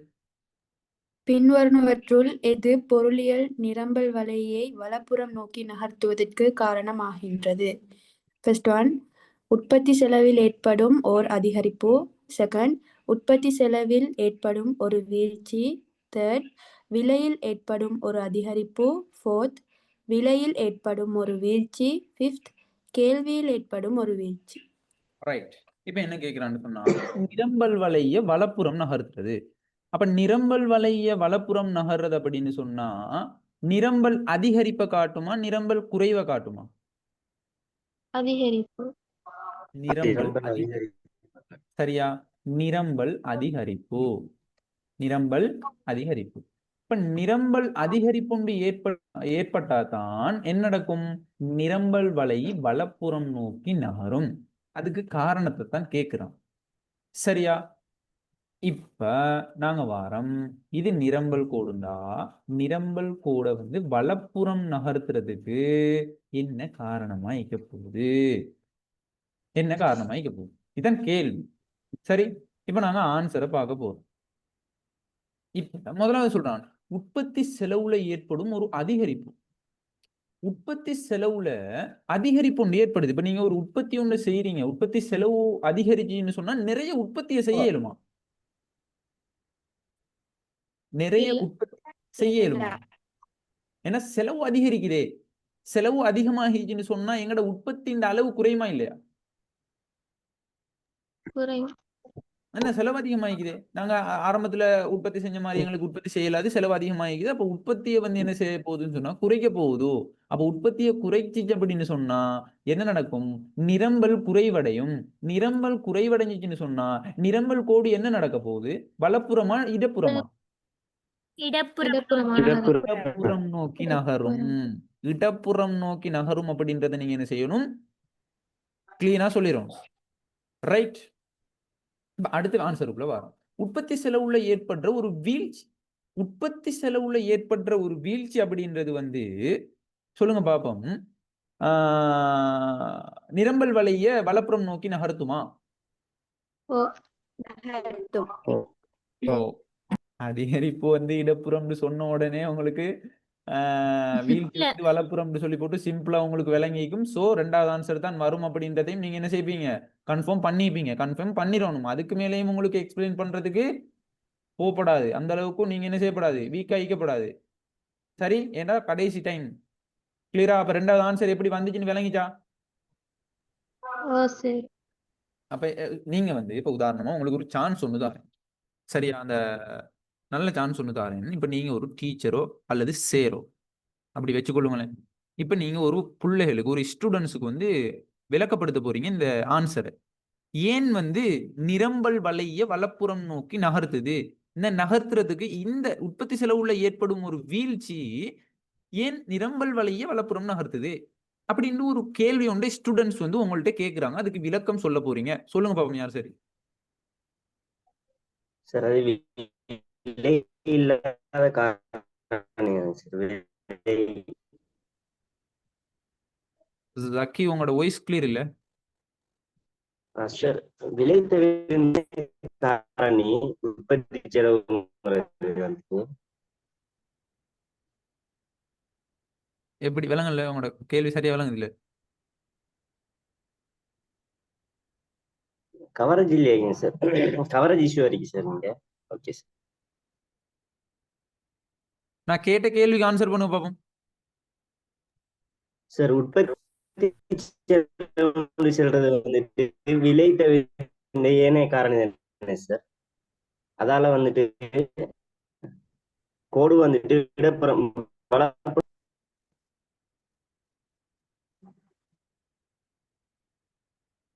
உங்களோட வாய்ஸ் கிளியர் இல்ல சக்கி. உற்பத்தி செலவில் ஏற்படும் ஒரு வீழ்ச்சி அப்படின்னா உற்பத்தி செய்யறதுக்கான மூலப்பொருள்கள் வந்து நம்ம அதிகமா பெற்றுக்கொள்ளையிலும் அப்போ ரொம்பனா நம்மளோட உற்பத்தி வந்து அதிகரிக்கும். அப்ப நிரம்பல் கோடு வலப்புறம் நோக்கி நகர்வடையும் சார். ரைட். சரியா, வெரி குட். சரியான ஆன்சர். அதாவது உற்பத்தி செலவுல ஏற்படும் ஒரு வீழ்ச்சி அப்படின்னு சொன்னா உற்பத்தி செலவை வந்து குறைக்குது. உற்பத்தி செலவு குறைக்குதுன்னு சொன்னா நாங்க உற்பத்தியில் அதிகமா செய்ய இயலும். உற்பத்தி அதிகமா செஞ்சுன்னு சொன்னா எங்களோட உற்பத்தியின் அளவு அதிகரிக்க போகுது. உற்பத்தியின் அளவு அதிகரிச்சுன்னு சொன்னா நிரம்பல் அதிகரிக்கும். நிரம்பல் அதிகரிச்சுன்னு சொன்னா எங்களுக்கு வந்து என்ன நடக்க போகுதோ, நிரம்பல் வலை வலப்புறம் நகரப்போகுது. சரியா? விலையோட நாங்க சம்பந்தப்பட மாட்டோம். அது வந்து விலை தவிர்ந்த ஏனைய காரணியில ஏற்படுகின்ற சாதகமான மாற்றம் வந்து நடக்க போதோ, நிரம்பல் வளைய வலப்புறம் நகர்த்த போகுது. அதே மாதிரி விலை தவிர்ந்த ஏனைய காரணியில ஏற்படுகின்ற பாதகமான மாற்றம் என்ன நடக்க போகுது? நிரம்பல தீர்மானிக்கிற, நல்லா விளங்கிக்கொள்ளணும், சிம்பிளான விஷயம். நிரம்பல தீர்மானிக்கிற ஏனைய காரணி, விலை தவிர்ந்த ஏனைய காரணியில ஏற்படுகின்ற சாதகமான மாற்றம் என்ன நடக்கும்? வளைய வலப்புறம் நகர்த்தும். வலப்புறம் வலப்புறம் Right. நகர்த்தும். வளைய வலப்புறம் நகர்த்த போகுது. அதே மாதிரி நீங்க மாற்றமா யோசிக்கணும். நிரம்பல தீர்மானிக்கிற ஏனைய காரணி, விலை தவிர்ந்த ஏனைய காரணியில ஏற்படுகின்ற பாதகமான மாற்றம் என்ன நடக்க போகுது? நிரம்பல் வலை இடப்புறம் நோக்கி நகர்த்தும். இடப்புறம் நகர்த்தும். நிரம்பல் வளைய இடப்புறம் நகர்த்த போகுது. சிம்பிளான விஷயம். அப்ப இது வந்து சாதகமான மாற்றம். இது பாதகமான மாற்றம். பாதகமான மாற்றம் தான் இடப்புறம், சாதகமான மாற்றம் தான் வலப்புறம். கிளியரா விளங்கினா? ஓ சார். கிளியரா? Very good. அடுத்த கேள்விக்கு வரோம். அஞ்சாவது கேள்வி வாசிங்க. வெயிட் பண்ணுங்க.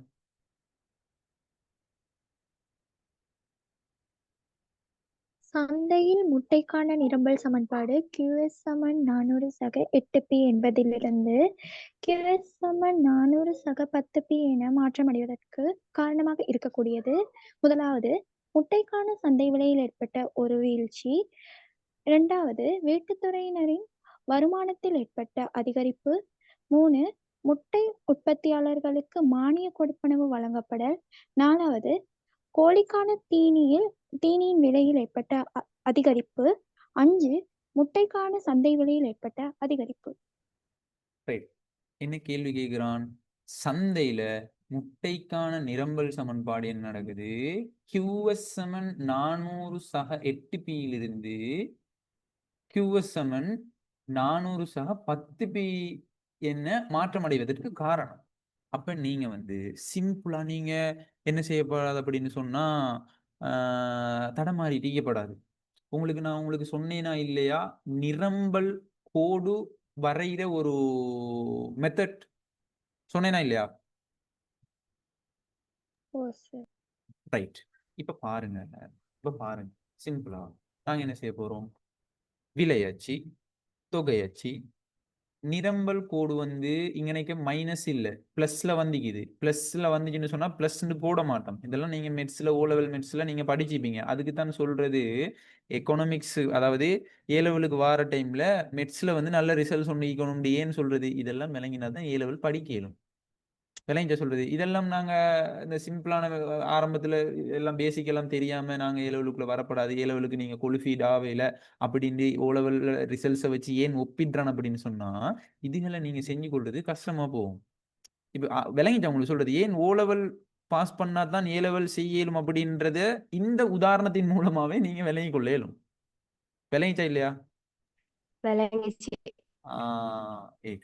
ரைட். இப்ப நாங்க விஷயத்துக்குள்ள வாரோம். பிளஸ் வந்து போட தேவையில்லை. அப்ப பிளஸ் போட தேவையில்லை அப்படின்னு சொன்னா நாங்க 400 அப்படின்னு போடுறோம். அப்ப பிளஸ்ல வந்துச்சுன்னு சொன்னா அந்த ஏன்ற பெருமதி பிளஸ்ல வந்துச்சுன்னு சொன்னா நாங்க நிரம்பல் கோடு வந்து எந்த அச்சினூடாக போகும்? விலை அச்சினூடாக, தொகை அச்சினூடாக போகுமா? தொகை அச்சினூடாக போகும். சரியா?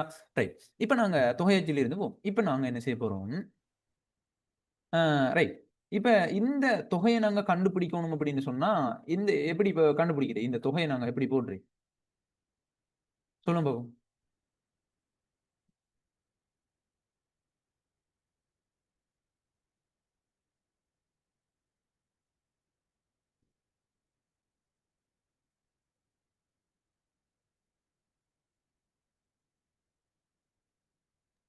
சரி, இன்னொரு கொஸ்டின் சொன்னாலே இந்த தொகை தானே இந்த கேள்வி தொகையை தானே இந்த தொகையை இந்த நிரம்பல் தொகையை இந்த ஆரம்பத்திலே போற நிரம்பல் தொகையை நாங்க எப்படி போடுறேன்?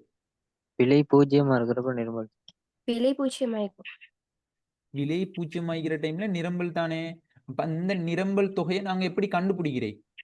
கியூஎஸ்க்கு பதிலா சைபரை பிரதியிட்டு கியூஎஸ்க்கு பதிலா ஏ வந்து 400 தந்துருக்காங்க. விளங்கல? சமன்பாடுல 400 தள்ளிடு. பூஜ்ஜியம் பிரதியிட்டா சார். சிம்பிளான ஒன்றையும் நீங்க பெருசா யோசிக்க வேண்டிய அவசியம் இல்ல. இந்த 400 8ஆல பிரிங்க, 400 10ஆல பிரிங்க. 400 8ஆல பிரிச்சா எத்தனை? 50. எத்தனை? 50. 50. அதே 400 10ஆல பிரிங்க. 40. 40ன்னு சொன்னா நாங்க வலப்புறம் போடுவோமா இடப்புறம் போடுவோமா?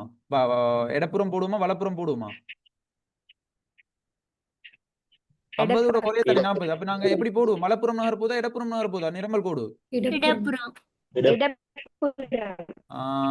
இடப்புறம் இப்படித்தானே நகர போகுது. இதுல தானே 40 வரும்.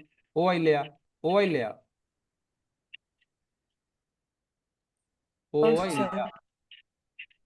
அப்ப என்ன கேள்விய மறைமுகமா கேட்கிறான்? நீங்களே சொல்லுங்க பாப்போம். என்ன கேள்விய மறைமுகமா கேட்கிறான்? இந்த சமன்பாட்டில் இருந்து என்ன கேள்வி கேட்க வரான்? Very good. இதுதான் பாயிண்ட். விளங்கி சொல்றது என்னது? நிரம்பல் குறையறதுக்கான காரணம், முட்டைக்கான நிரம்பல் குறையறதுக்கான காரணத்தை சமன்பாடினூடாக கேட்டுக்கிறான். கிளியரா விளங்கி நான் சொல்றது உங்களுக்கு? கிளியரா விளங்கிச்சா இல்லையா?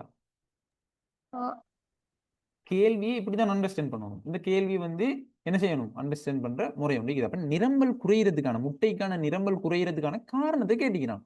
முதல்ல நாங்க இதை போடுறோம், வரைபடத்தை போடுறோம். நிரம்பல் கோடு வந்து இடப்புறம் நகருது. இடப்புறம் நகருன்னு சொன்னா நிரம்பல் குறைவடையுது. அப்ப முட்டைக்கான நிரம்பல் குறைவதற்கான காரணத்தை நாங்க முட்டைக்கான சந்தை விலையில அதாவது விலையில நாங்க சம்பந்தப்படுத்த மாட்டோம். வீட்டுத்துறையின் வருமானத்துல ஏற்பட்ட அதிகரிப்பு. இப்ப வீட்டுத்துறையில வருமானத்துல ஏற்பட்ட அதிகரிப்பு அப்படின்னு சொன்னா முட்டையின் கேள்வி தொகையை அதிகரிக்க போகுது, நிரம்பலோட சம்பந்தப்படாது. அதே மாதிரி முட்டை உற்பத்தியாளர்களுக்கு மானியம் வழங்கப்பட்டுச்சு அப்படின்னு சொன்னா என்ன நடக்கும்? நிரம்பல் வந்து குறைவடையுமா அதிகரிக்குமா? அதிகரிக்கும். வலதுபுறம் நோக்கி நகரும். வலதுபுறம். நாங்க என்ன பார்த்தோம்? நிரம்பலை வந்து தீர்மானிக்கிற காரணி நிரம்பலை தீர்மானிக்கிற காரணியில ஏற்படுகிற சாதகமான மாற்றம் ஏற்படுச்சுன்னு சொன்னா என்ன நடக்கும்? நிரம்பல் கோடு வலப்புறம். அதே மாதிரி பாதகமான மாற்றம் வந்துச்சுன்னு சொன்னா இடப்புறம் நகரும். விளைஞ்ச சொல்றது. அப்ப முட்டை உற்பத்தியாளருக்கு மானியம் கொடுக்கப்பட்டது அப்படின்னு சொல்றது சாதகமான மாற்றமா பாதகமான மாற்றமா? பாதகமான தாக்கமா? ரைட். சாதகமானது. அப்ப வலப்புறம் நகர போகுது. சோ என்ன கேள்வி? இடப்புறம் நகர்றதுக்கான அதாவது வந்து அதாவது நிரம்பல் வந்து குறைவடைகிறதுக்கு. அதே மாதிரி சொல்றான். ரைட். கோழிக்கான தீனின் விலையில் ஏற்பட்ட அதிகரிப்பு. அதுதான் வரும். என்ன ஆன்சர்? சரியா பிள்ளையா? சரி சரி. சரி. கோழிக்கான தீனின் விலையில ஏற்பட்ட அதிகரிப்பு அப்படின்றது வந்து என்ன நடக்குது? தொடர்புடைய பண்டம், அதாவது தொடர்புடைய பண்டம் அப்படின்னு சொல்றது அதுவும் ஒரு ஏனைய காரணியா இல்லையா? ஏனைய காரணியா இல்லையா? அந்த தொடர்புடைய பண்டத்துல ஏற்படுகின்ற பாதகமான மாற்றம், அதாவது பாதகமாகிக்குது. எங்களுக்கு பாதகம், உற்பத்தியாளருக்கு பாதகம். விலை தீனின் விலை அதிகரிப்பு ஏற்பட்டுச்சுன்னு சொன்னா கோழி அதாவது முட்டைக்கான நிரம்பல் வந்து என்ன நடக்க போகுது? என்ன நடக்கும்? குறைவடைய போகுது. சிம்பிளான விஷயம். கிளியரா விளங்கினா உங்களுக்கு?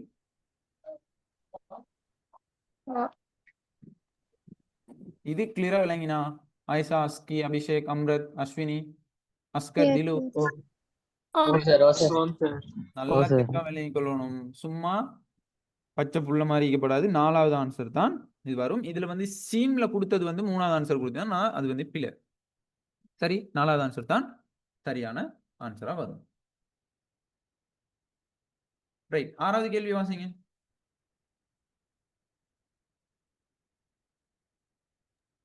குறித்த ஒரு பண்டத்திற்கு நிலவக்கூடிய இரு வேறுபட்ட விலைகளில் நுகர்வு செலவு எவ்வாறு அமையும் என்பதை தரப்பட்ட அட்டவணை காட்டுகிறது. 60 ரூபாய் விலையில் நுகர்வோர் செலவு 24,000, 50 ரூபாய் விலையில நுகர்வோர் செலவு 25,000. குறித்த பண்டத்தின் கேள்வி விலையில் 60 ரூபாய் மற்றும் 50 ரூபாய் விலைகளில் கிடையில் நிகழ்ச்சியாது. 1வது மறை 1, 2 மறை 1.2, 3வது மறை 1.5, 4வது மறை 0.2, 5வது மறை 0.25. ரைட்.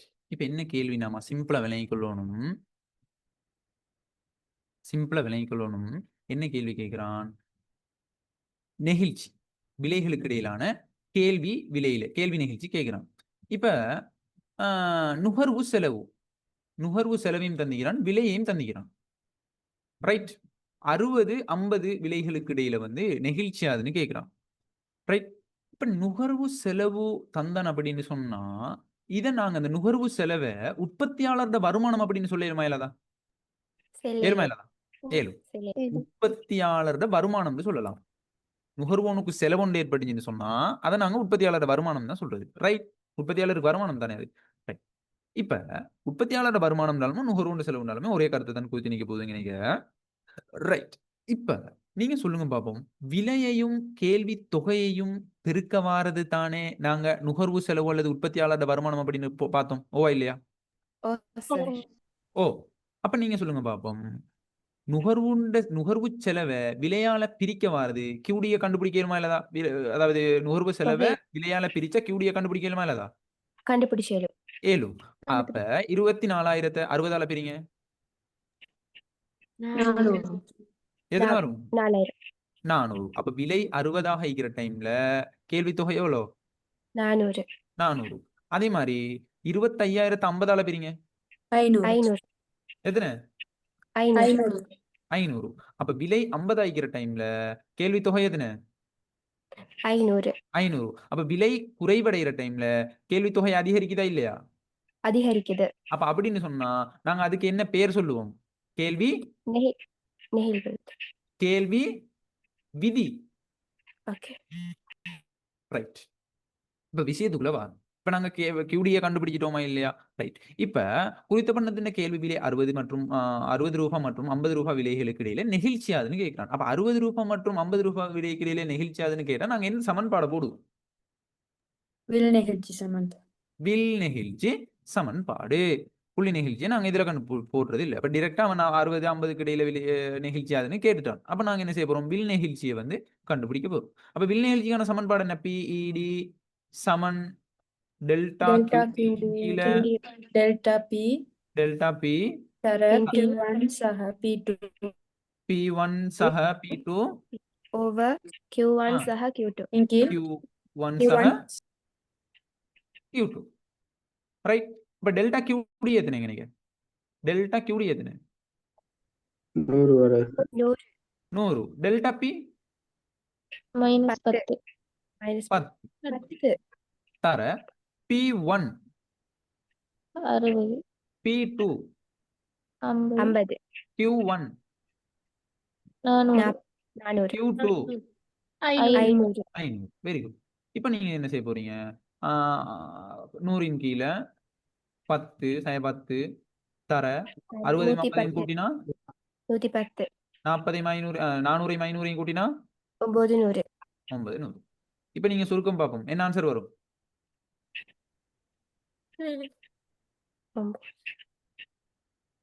1.2 மைனஸ் எத்தனை? Minus 1.2 minus 1.2. அப்ப எத்தனாவது ஆன்சர்? Second answer. ரெண்டாவது ஆன்சர். சிம்பிளான விஷயம். விளைஞ்சா சொல்றது உங்களுக்கு இதான் மெத்தட். சரியா? அப்ப நீங்க இதுல என்னத்தை நாங்க முதலாவது மெயின் பண்ணி என்னத்தை நாங்க எதை நாங்க கண்டுபிடிக்கணும்? எதை நாங்க கண்டுபிடிக்கணும்? தொகையை கண்டுபிடிக்கும். கேள்வி தொகையை நாங்க கண்டுபிடிக்கணும். சொல்லுங்க.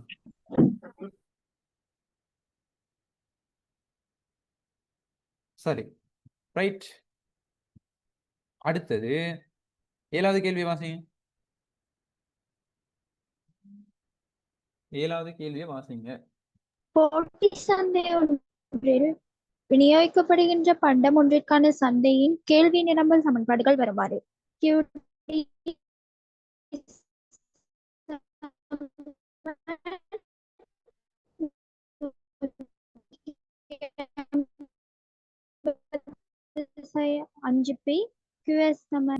போது அப்பண்டத்திற்கான கேள்வி நிகழ்ச்சியும் நிரம்பல் நிகழ்ச்சியும் முதலாவது நிகழ்ச்சி 1 ஆகும். 2வது கேள்வி நிகழ்ச்சி மறை 1.8 நிரம்பல் நிகழ்ச்சி 1.2. 3வது கேள்வி நிகழ்ச்சி மறை 2 நிரம்பல் நிகழ்ச்சி 1.2.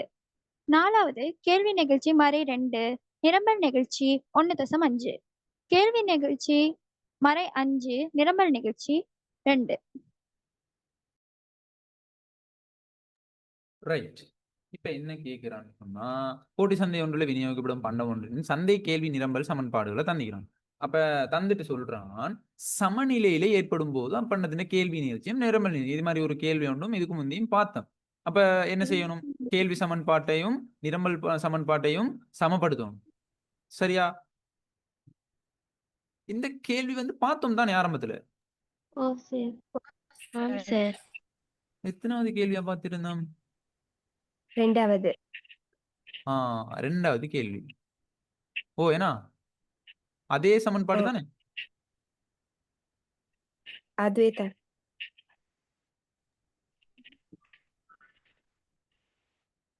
ரைட். அப்ப இது பார்த்தாச்சு. அடுத்த கேள்வி 8வது கேள்வியை வாசிங்க.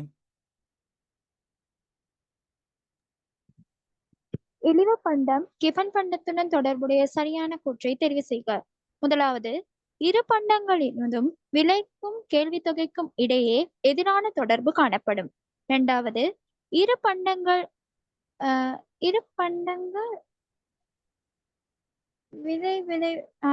பண்டங்களினதும் விளைவு நேர்கணியமாகும். 3வது விட இழிவு பண்டத்தின் வருமான விளைவு நேர்கணியமும் கிஃபன் பண்டத்தின் வருமான விளைவு எதிர்கணியமும் ஆகும். 4வது, இழிவு பண்டத்தின் எதிர்கணிய பதிலீட்டு விளைவானது கிஃபன் பண்டத்தின் எதிர்கணிய பதிலீட்டு விளைவினை விட உயர்வானது ஆகும். 5வது, எல்லா இழிவு பண்டங்களும் கிஃபன் பண்டமாக இருப்பதுடன் எல்லா கிஃபன் பண்டமும் இழிவு பண்டமாக இருக்கிறது. ரைட்.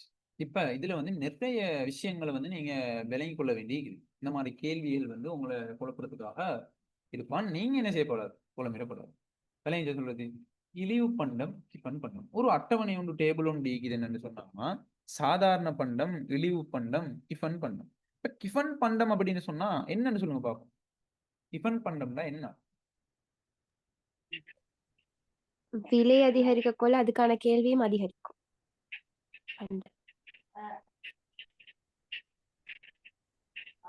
ரைட். Very good. இப்ப நாங்க என்ன செய்ய போறோம்னு சொன்னா இந்த டிஃபன் பண்டம் அதே மாதிரி வந்து சாதாரண பண்டம் இழிவு பண்டம் இப்படியான 3 வகையான பண்டங்கள் இருக்குது. சாதாரண பண்டத்துக்கு வருமான விளைவு என்ன? சாதாரண பண்டத்துக்கு நேர்கணியம். வருமான வருமான விளைவு நல்லா அந்த இதை வந்து டேபிள் பண்ணிக்கோங்க. வருமான விளைவு, பதிலீட்டு விளைவு, விளைவு பதிலீட்டு விளைவு, விளைவு சரியா? வருமான விளைவு, பதிலீட்டு விளைவு, விளைவு. சாதாரண பண்டம், இழிவு பண்டம், அதே மாதிரி வந்து கிஃபன் பண்டம். இப்ப சாதாரண பண்டத்துக்கு வருமான விளைவு என்னது? நேர்கணியம். நேர்கணியம். அதே மாதிரி சாதாரண பண்டத்துக்கு பதிலீட்டு விளைவு எதிர்கணியம். எதிர்கணியம். சாதாரண பண்டத்துக்கு விளைவு எதிர்கணியம். ரைட். இது clear. அதே மாதிரி நாங்க வரோம் இழிவு பண்டத்துக்கு வரோம். இழிவு பண்டத்துக்கு வருமான விளைவு எதிர்கணியம். எதிர்காணிய விளைவு சரியா? கிஃபன் பண்டத்துக்கு வருமான விளைவு எதிர்கணியம். எதிர்கணியம். இந்த 2 விஷயத்துலயும் வந்து ஒரு விஷயத்தை நீங்க நோட் பண்ணணும். என்ன விஷயம்னு சொன்னா தெளிவாக நோட் பண்ண வேண்டிய விஷயம் என்னன்னு சொன்னா இதுல ரைட், இதுல இந்த இழிவு பண்டத்தின் எதிர்கணியம் மீக்கிறது தானே? இழிவு பண்டத்தின் எதிர்கணியம் வருமான விளைவு எதிர்கணியம் தானே?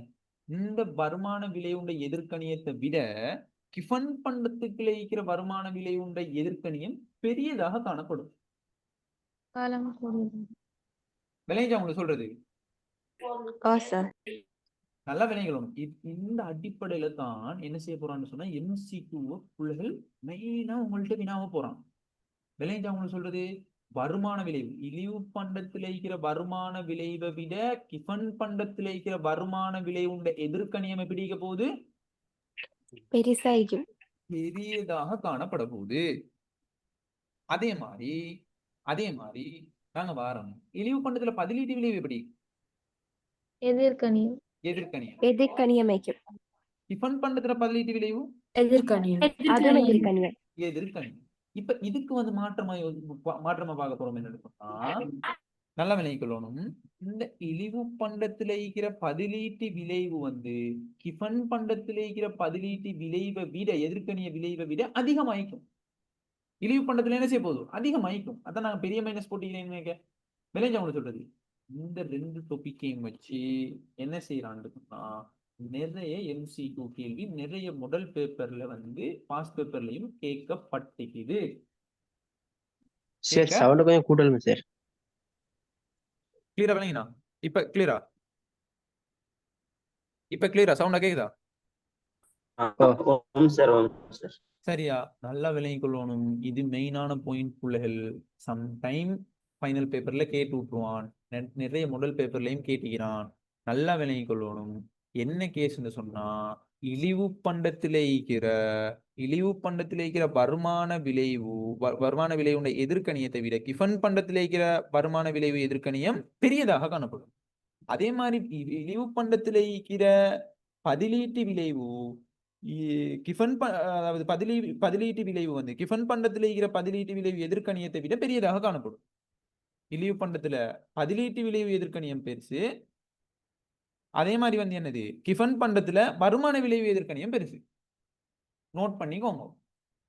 சரியா? விளைஞ்சா உங்களுக்கு சொல்றது இந்த அடிப்படையில தான் உங்களுக்கு இந்த கேள்வியை கேட்டுக்கிறான். பாருங்க என்ன கேள்வி. சொல்லுங்க. அதோட விளைவையும் கொஞ்சம் சொல்லுவாளே. சொல்லுங்களா? விளைவு வந்து இழிவு பண்டத்துக்கு விளைவு என்னது? எதிர்கணியம். அதே மாதிரி கிஃபன் பண்டத்துக்கு விளைவு என்ன? நேர்கணியம்.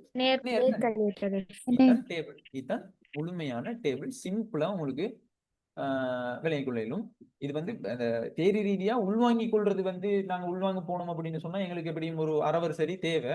என்ன தேரி நாங்க பார்க்கல தானே, நாங்க MCQ தானே பார்த்துட்டு வரோம். நல்லா உள்வாங்கிக் கொள்ளணும். என்ன சரி டவுட் அப்படின்னு சொன்னா இதுல நீங்க எனக்கு மெசேஜ் ஒன்று தாங்க. சரியா? இதுல நாங்க மெயினா அந்த ஆன்சருக்கான ஒரு பாயிண்ட் வந்து ஷார்ட் பாயிண்ட் நாங்க எழுதிக்கிறோம்.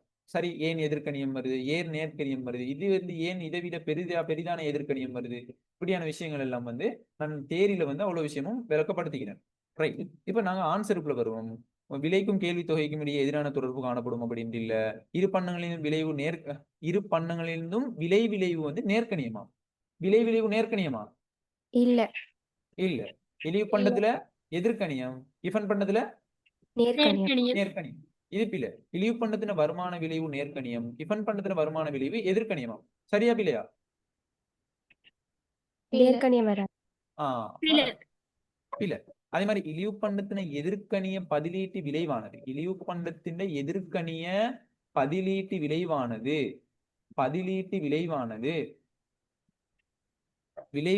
கிஃபன் பண்டத்தின் எதிர்க்கணிய பதிலீட்டு விளைவை விட உயர்வானதாகும். சொல்லிக்கிறானா இல்லையா? சரியா இல்லையா? சரியா இல்லையா? சரி. சரி.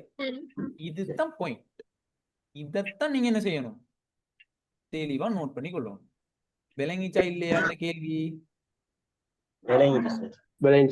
தெளிவா விளங்கிறோம். இதே சம்டைம் இப்படி ஒரு ஆன்சர் தான். எப்படி? இழிவு பண்டத்தின் கிஃபன் பண்டத்தின் வருமான, அதாவது கிஃபன் பண்டத்தின் எதிர்க்கணிய வருமான விளைவானது இழிவு பண்டத்தின் எதிர்க்கணிய வருமான விளைவை விட உயர்வானதாகும் அப்படின்னு ஆன்சர் தந்தாண்டா சரியா பிள்ளையா? சரி. சரி. சிம்ரா வெரி குட். விளைஞ்ச சொல்றது சிம்ரா சரியா சொல்லிட்டீங்க, குயிக்கா சொல்லிட்டீங்க. அப்போ உங்களுக்கு விஷயம் பட்டுட்டு சரியா? இதுதான் விஷயம். கிளியரா விளங்கினா இது? ரைட். இப்ப அடுத்த கேள்விக்கு வரோம். ஒன்பதாவது கேள்வி வாசிங்க. பின்வருவனவற்றுள் நிரம்பல் கோட்டை வலப்புறமாக நகர்த்துவது. முதலாவது, எதிர்காலத்தில் விலை குறையும் என்ற உற்பத்தியாளரின் எதிர்பார்ப்பு. இரண்டாவது, உற்பத்தியில் பயன்படுத்தப்படும் உள்ளீடுகளின் விலை அதிகரிப்பு. மூணாவது, பழைய தொழில்நுட்பம். நாலாவது, அரசு வழங்கிய மானியத்தில் வீழ்ச்சி. அஞ்சாவது, எதிர்காலத்தில் விலை அதிகரிக்கும் என்ற உற்பத்தியாளரின் எதிர்பார்ப்பு. பின்வருவனவற்றுள் நிரம்பல் கோட்டை வலப்புறமாக நகர்த்துவது. என்னது? நிரம்பல் கோட்டை வலப்புறமாக நகர்த்துறது எதுன்னு கேட்கிறான். இப்ப வலப்புறமாக டிரெக்டா கேள்வியை கேட்டுட்டான். வலப்புறமாக நகர்த்துன்னு சொன்னா நிரம்பல் என்ன நடக்க போகுது? அதிகரிக்க போதா குறைய போதா? அதிகரிக்க போகுது. அப்ப நிரம்பல் கூட நாங்க வரையணும். அப்ப வலப்புறம் நகர போகுது. இதுக்கான காரணம் என்ன கேட்கிறோம். நகர்த்துவது என்ன காரணத்தால? எதிர்காலத்தில் விலை குறையும் என்ற உற்பத்தியாளர்கள் விலை குறையும் என்ற உற்பத்தியாளர்களுடைய எதிர்பார்ப்பு ஒன்று இருந்துச்சுன்னு சொன்னா அதிகமான உற்பத்தியை செய்வான் அவன். நிரம்பல குறைப்பானே. ஏன் குறைக்கிறான்? விலை குறைஞ்சுன்னு சொன்னா எங்களுக்கு லாபம் கிடைக்காது. லாபம் கிடைக்காது, நாங்க எங்க அடுத்த முதலீடுகளை செய்ய இயலாது. அப்ப நாங்களுக்கு லாபத்தால ஊக்கம் அடைய இயலாது அப்படின்னு சொல்லி போட்டு நிரம்பல குறைக்கத்தான் பார்ப்பானே தவிர என்ன செய்ய மாட்டான்? அதிகரிக்க மாட்டான். அப்ப எதிர்காலத்துல விலை குறையும் என்ற உற்பத்தியாளர்களுடைய எதிர்பார்ப்பு ஒன்று இருந்துச்சுன்னு சொன்னா நிரம்பல் கோடு வலப்புறம் நகருமா இடப்புறம் நகருமா? இடப்புறம் நகர போகுது. இளைஞர் சொல்றது. அதே மாதிரி ரெண்டாவது ஆன்சர் தரான் என்ன? உற்பத்தியில பயன்படுத்தப்படும் உள்ளீடுகளின் விலை அதிகரிக்கும். அப்ப உற்பத்தியில பயன்படுத்தப்படுகின்ற உள்ளீடுகளின் விலை அதிகரிச்சுன்னு சொன்னா நிரம்பல் குறையுமா நிரம்பல் அதிகரிக்குமா? நிரம்பல் குறைவடைஞ்சுன்னு சொன்னா நிரம்பல் கோடு வலப்புறமா இடப்புறமா? இடப்புறமாக நகரும். இடப்புறம் இல்ல, இடப்புறம். இடப்புறம் அப்படின்னு சொன்னீங்கன்னு சொன்னா என்ன அர்த்தம்னு சொன்னா வலதுபுறம் சொல்ல வந்தேன், நிஷாவி இடதுபுறம் சொல்லிட்டேன் அப்படின்னு நீங்க என்ன செய்யப்படாது, சொல்லப்படாது. இடப்புறமா அல்லது இடப்புறமா? ரைட். அப்ப பழைய தொழில்நுட்பம் சொன்னா இடப்புறம். அரசு வழங்கிய மானியத்துல வீழ்ச்சி என்ன நடக்கும்? எதிர்காலத்துல விலை அதிகரிக்கும் என்ற உற்பத்தியாளர்கள் அதிகரிக்கும். அப்ப என்ன செய்ய போறோம்? உற்பத்தியாளன் அன்னஹரி லாபம் அதிகரிக்க போகுதோ, நாங்க என்ன செய்ய போறோம்? உற்பத்தி அதிகரிச்சு நிரம்பல கூட நிறைய வச்சுக்குவோம். அதிகரிக்க போகுது விலை அதிகரிச்சு எங்கள்கிட்ட லாபம் கிடைக்குமே, நிறைய லாபம் கிடைக்குன்னு சொன்னா எங்களுக்கு வந்து நிறைய நாங்க லாபத்தால ஊக்கம் அடைவோமே, நிறைய முதலீடுகளை செய்யலுமே.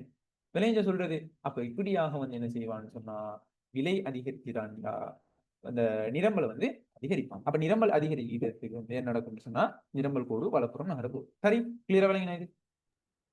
ஓ சார் சார். சொல்லுங்க. எதிர்காலத்துல விலை அதிகரிக்குதுன்னு சொன்னா இப்போ வந்து நிரம்பல வந்து குறைப்பாங்க தானே. முதலாவது ஆன்சர் தானே வரும் இதுக்கு. இல்லையே, எதிர்காலத்துல விலை இல்ல அதிகரிச்சுன்னா உற்பத்தி சகல நல்லா விலையை கொள்ளணும். நீங்க மாறி யோசிக்கிறீங்க. சரியா? விலை ஒரு பொருள் விலை அதிகரிக்குன்னு சொன்னா உற்பத்தியாளனுக்கு லாபமா இல்லையா? ஒரு பொருளை விக்கிறவனுக்கு லாபமா இல்லையா? லாபம். லாபமா இல்லையா? சகல நீங்க சொல்லுங்க. லாபம். லாபம். லாபம்னு சொன்னா அப்ப நீங்க ஒரு உற்பத்தியை செய்றீங்க. ஆரம்பத்துல உற்பத்தி செய்றீங்க. இப்போ உங்களுக்கு ஒரு தகவல் ஒன்று வருது. எதிர்காலத்துல வந்து 10 ரூபா விலை போயிட்டு இருக்கிறே 50 ரூபாய் போகுது அப்படின்னு சொல்லி உங்களுக்கு ஒரு நியூஸ் ஒன்று வருது. அப்ப நீங்க நிறைய உற்பத்தி இப்ப செய்வீங்களா இல்லையா? எதிர்காலத்துல தானே சார் விலை அதிகரிக்கும் உற்பத்தியாளர் எதிர்பார்க்கிறாரு. எதிர்காலத்துல விலை அதிகரிக்கும்னு சொல்லி இப்ப நாங்க உற்பத்தியை செஞ்சா தானே எதிர்காலத்துல நாங்க அதிகமான விலைக்கு நாங்க உற்பத்தி பொருட்கள் சேவைகளை கொடுக்க இயலும். ஓவா இல்லையா சகலா? எங்களுக்கு வந்து இப்ப உற்பத்தியை செஞ்சு வச்சு கொண்டா தானே நாங்க எதிர்காலத்துல அந்த பொருட்கள் சேவைகளை அந்த கூடிய விலைக்கு அந்த பொருட்கள் சேவைகளை கொடுக்க இயலும். எதிர்காலம்டா என்ன? நாளைக்கு ஆயிக்கலாம். எதிர்காலம்டா என்ன? நாளைக்கு ஆயிக்கலாம், நாளண்டைக்கு ஆயிக்கலாம், அடுத்த நிமிஷம் ஆயிக்கலாம். உங்களுக்கு விளங்கிச்ச சொல்றது சகலா? ஓ சரி. கிளியரா? டவுட்டா? ஓ இல்ல இறங்கிட்டு. அடுத்தாக்கள் எல்லாம் கிளியரா? ஓம் சார். ரைட். சரியா? குழம்பிக் கொள்ளுவானா? சிம்பிளான விஷயம். சரி, அடுத்தது 10வது கேள்வி. சரியான விடையை தெரிவு செய்க. முதலாவது, கேள்விக்கோட்டின் வலப்புற இடப்புற நகர்வின் ஊடாக கேள்வித்தொகை மாற்றம் விளக்கப்படும். 2வது, பண்ட கேள்விக்கோட்டின் கீழ் நோக்கிய அசைவின் ஊடாக கேள்வி விளக்கப்படும். 3வது, பண்ட கேள்விக்கோட்டில் உள்ள இரு புள்ளிகளுக்கு இடையிலான அசைவு கேள்வித்தொகை மாற்றமாகும். 4வது, பண்டத்தின் கேள்வி அதிகரிக்கும் போது கேள்விக்கோடு இடப்புறம் நகரும். 5வது, பண்ட கேள்வித்தொகை குறைந்தால் கேள்விக்கோடு இடதுபுற நகரும்.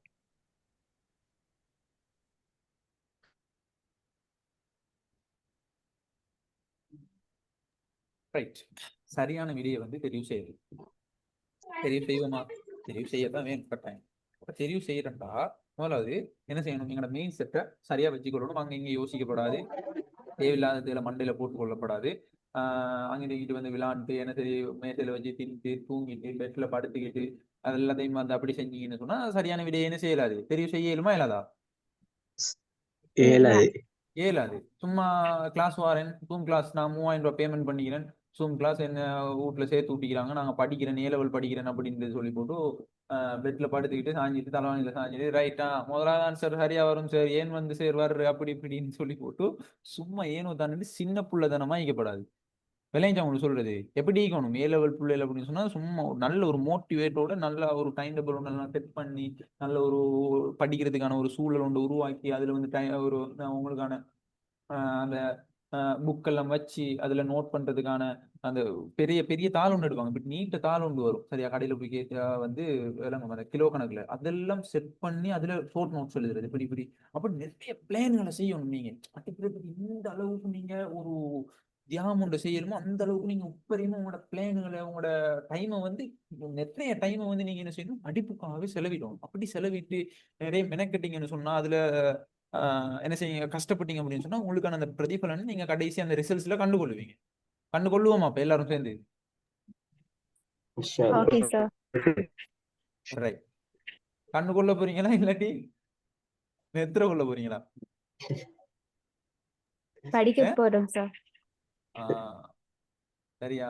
மேக்சிமம் விளையாட்டு விஷயம் இல்லை, ஜோக்கா சொன்னாலும் விளையாட்டா சொன்னாலும் சிரிச்சுட்டு சொன்னாலும் என்ன எப்படி சொன்னாலுமே இது வந்து சும்மா ஏனோ தான் உண்டு விளையாண்டு கிளாஸ் முடிஞ்ச உடனே போய் படுத்துட்டு அப்படி டைம் இல்லை. உங்களோட டைம் நான் திருப்பி திருப்பி கிளாஸ் எடுத்து ஆரம்பத்திலையும் சொன்னேன், கிளாஸ் முடிவுலையும் சொல்றேன். நல்லா விளைக்கொள்ளணும். உங்களுக்கான முக்கியமான ஒரு கட்டத்திலே இருக்கிறீங்க சரியா? அதை நீங்க தான் என்ன செய்யணும்? தக்க வச்சு கொள்ளணும். சரியா? தக்க வைக்கிறீங்களா ஆப்பு வைக்கிறீங்களான்னு உங்களோட கையில தான் நீக்குது. சரியா? என்ன செய்ய போறீங்க? தக்க வைக்க போறீங்களா ஆப்பு வைக்க போறீங்களா?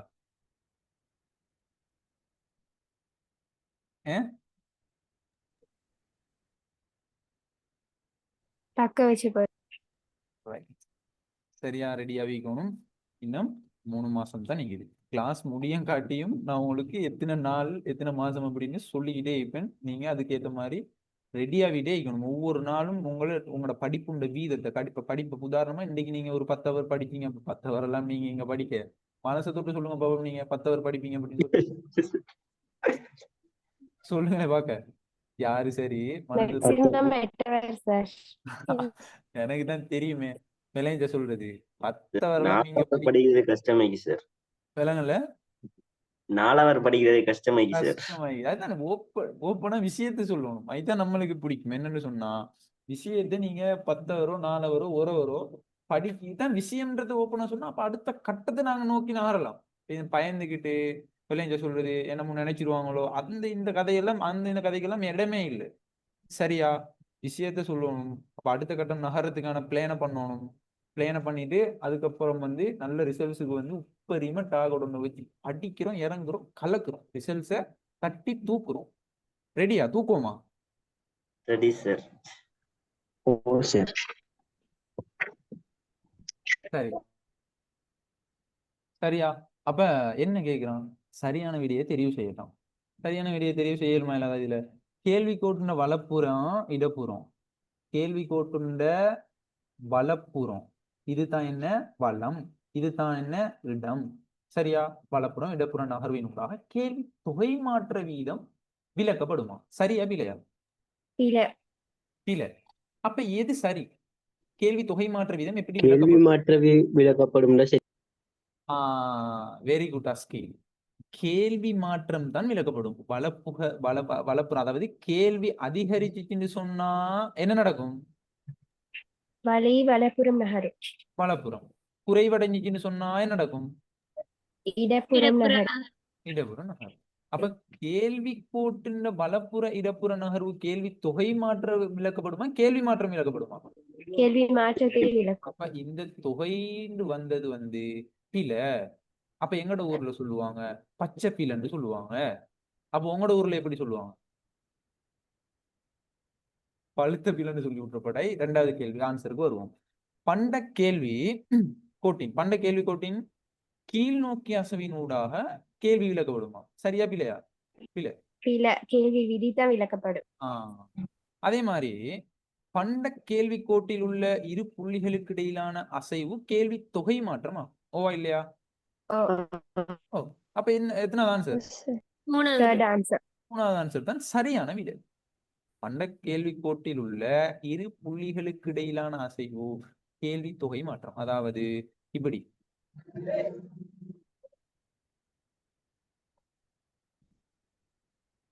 சொல்றது இந்த அடிப்படையில் இதை நாங்க என்ன சொல்லுவோம்டா கேள்வி. இதை நாங்க எப்படி சொல்லுவோம்? நீங்க படிச்சிருப்பீங்க. இதை நாங்க என்ன கேள்வி சொல்லுவோம்? ஒடுக்கம். கேள்வி ஒடுக்கம். இதை நாங்க என்ன சொல்லுவோம்? கேள்வி நீட்டம். கேள்வி நீட்டம். விளைஞ்ச சொல்றது இதைத்தான் நாங்க இதை காட்டுறது. இதுதான் 3வது ஆன்சர் தான் சரியான விடை. பண்டத்தின் கேள்வி அதிகரிக்கும் போது கேள்வி கோடு இடப்புறம் நகருமா? கேள்வி அதிகரிக்கும் போது கேள்வி கோடு இடப்புறம் நகருமா? சரியா பிழையா? பிழை. அப்ப என்ன புறம் நகரும்? என்ன வலப்புறம் நகரும்? வல அப்படின்னு சொன்னா சரி, வலப்புறம் தான் நகரும். சரியா? இடப்புறம் அப்படின்றது. பண்ட கேள்வி தொகை குறைந்தால் கேள்வி கோடு இடதுபுறம் நகருமா?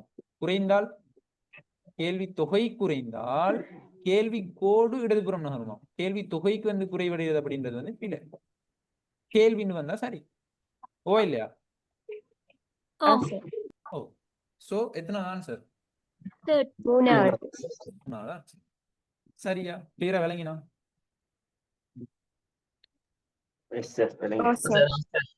திருப்தியா அந்த கிளாஸ் உங்களுக்கு? திருப்தியா இல்லையான்றத நீங்க என்ன செய்ய போறீங்கன்னா நீங்க உங்களோட செட்ல போட போறீங்க. சரியா? மெசேஜ் ஒன்று பண்ணி உங்களோட திருப்திகரமான அந்த விஷயத்த அல்லது என்ன எப்படி கிளாஸ் வந்து இதுக்கு பிறகு என்ன சரி இம்ப்ரூவ் பண்ணணுமா இல்லாட்டி விளங்கலையா விளங்கிச்சா என்னம்மா இப்படி செஞ்சா தொடர்ச்சியா இப்படி செஞ்சா நல்லம்மா என்ன மாதிரின்னு சொல்லி போட்டு அவங்களோட ஃபீட்பேக்கை வந்து போடுங்க. இப்போதைக்கு நாங்கள் கிளாஸை முடிச்சு கொள்வோம். டைமும் சரி ரைட். அடுத்த கிளாஸ்ல சந்திப்போம். அஸ்ஸலாமு அலைக்கும். வணக்கம். ஜஸாக்கல்லாஹ் ஹைர்.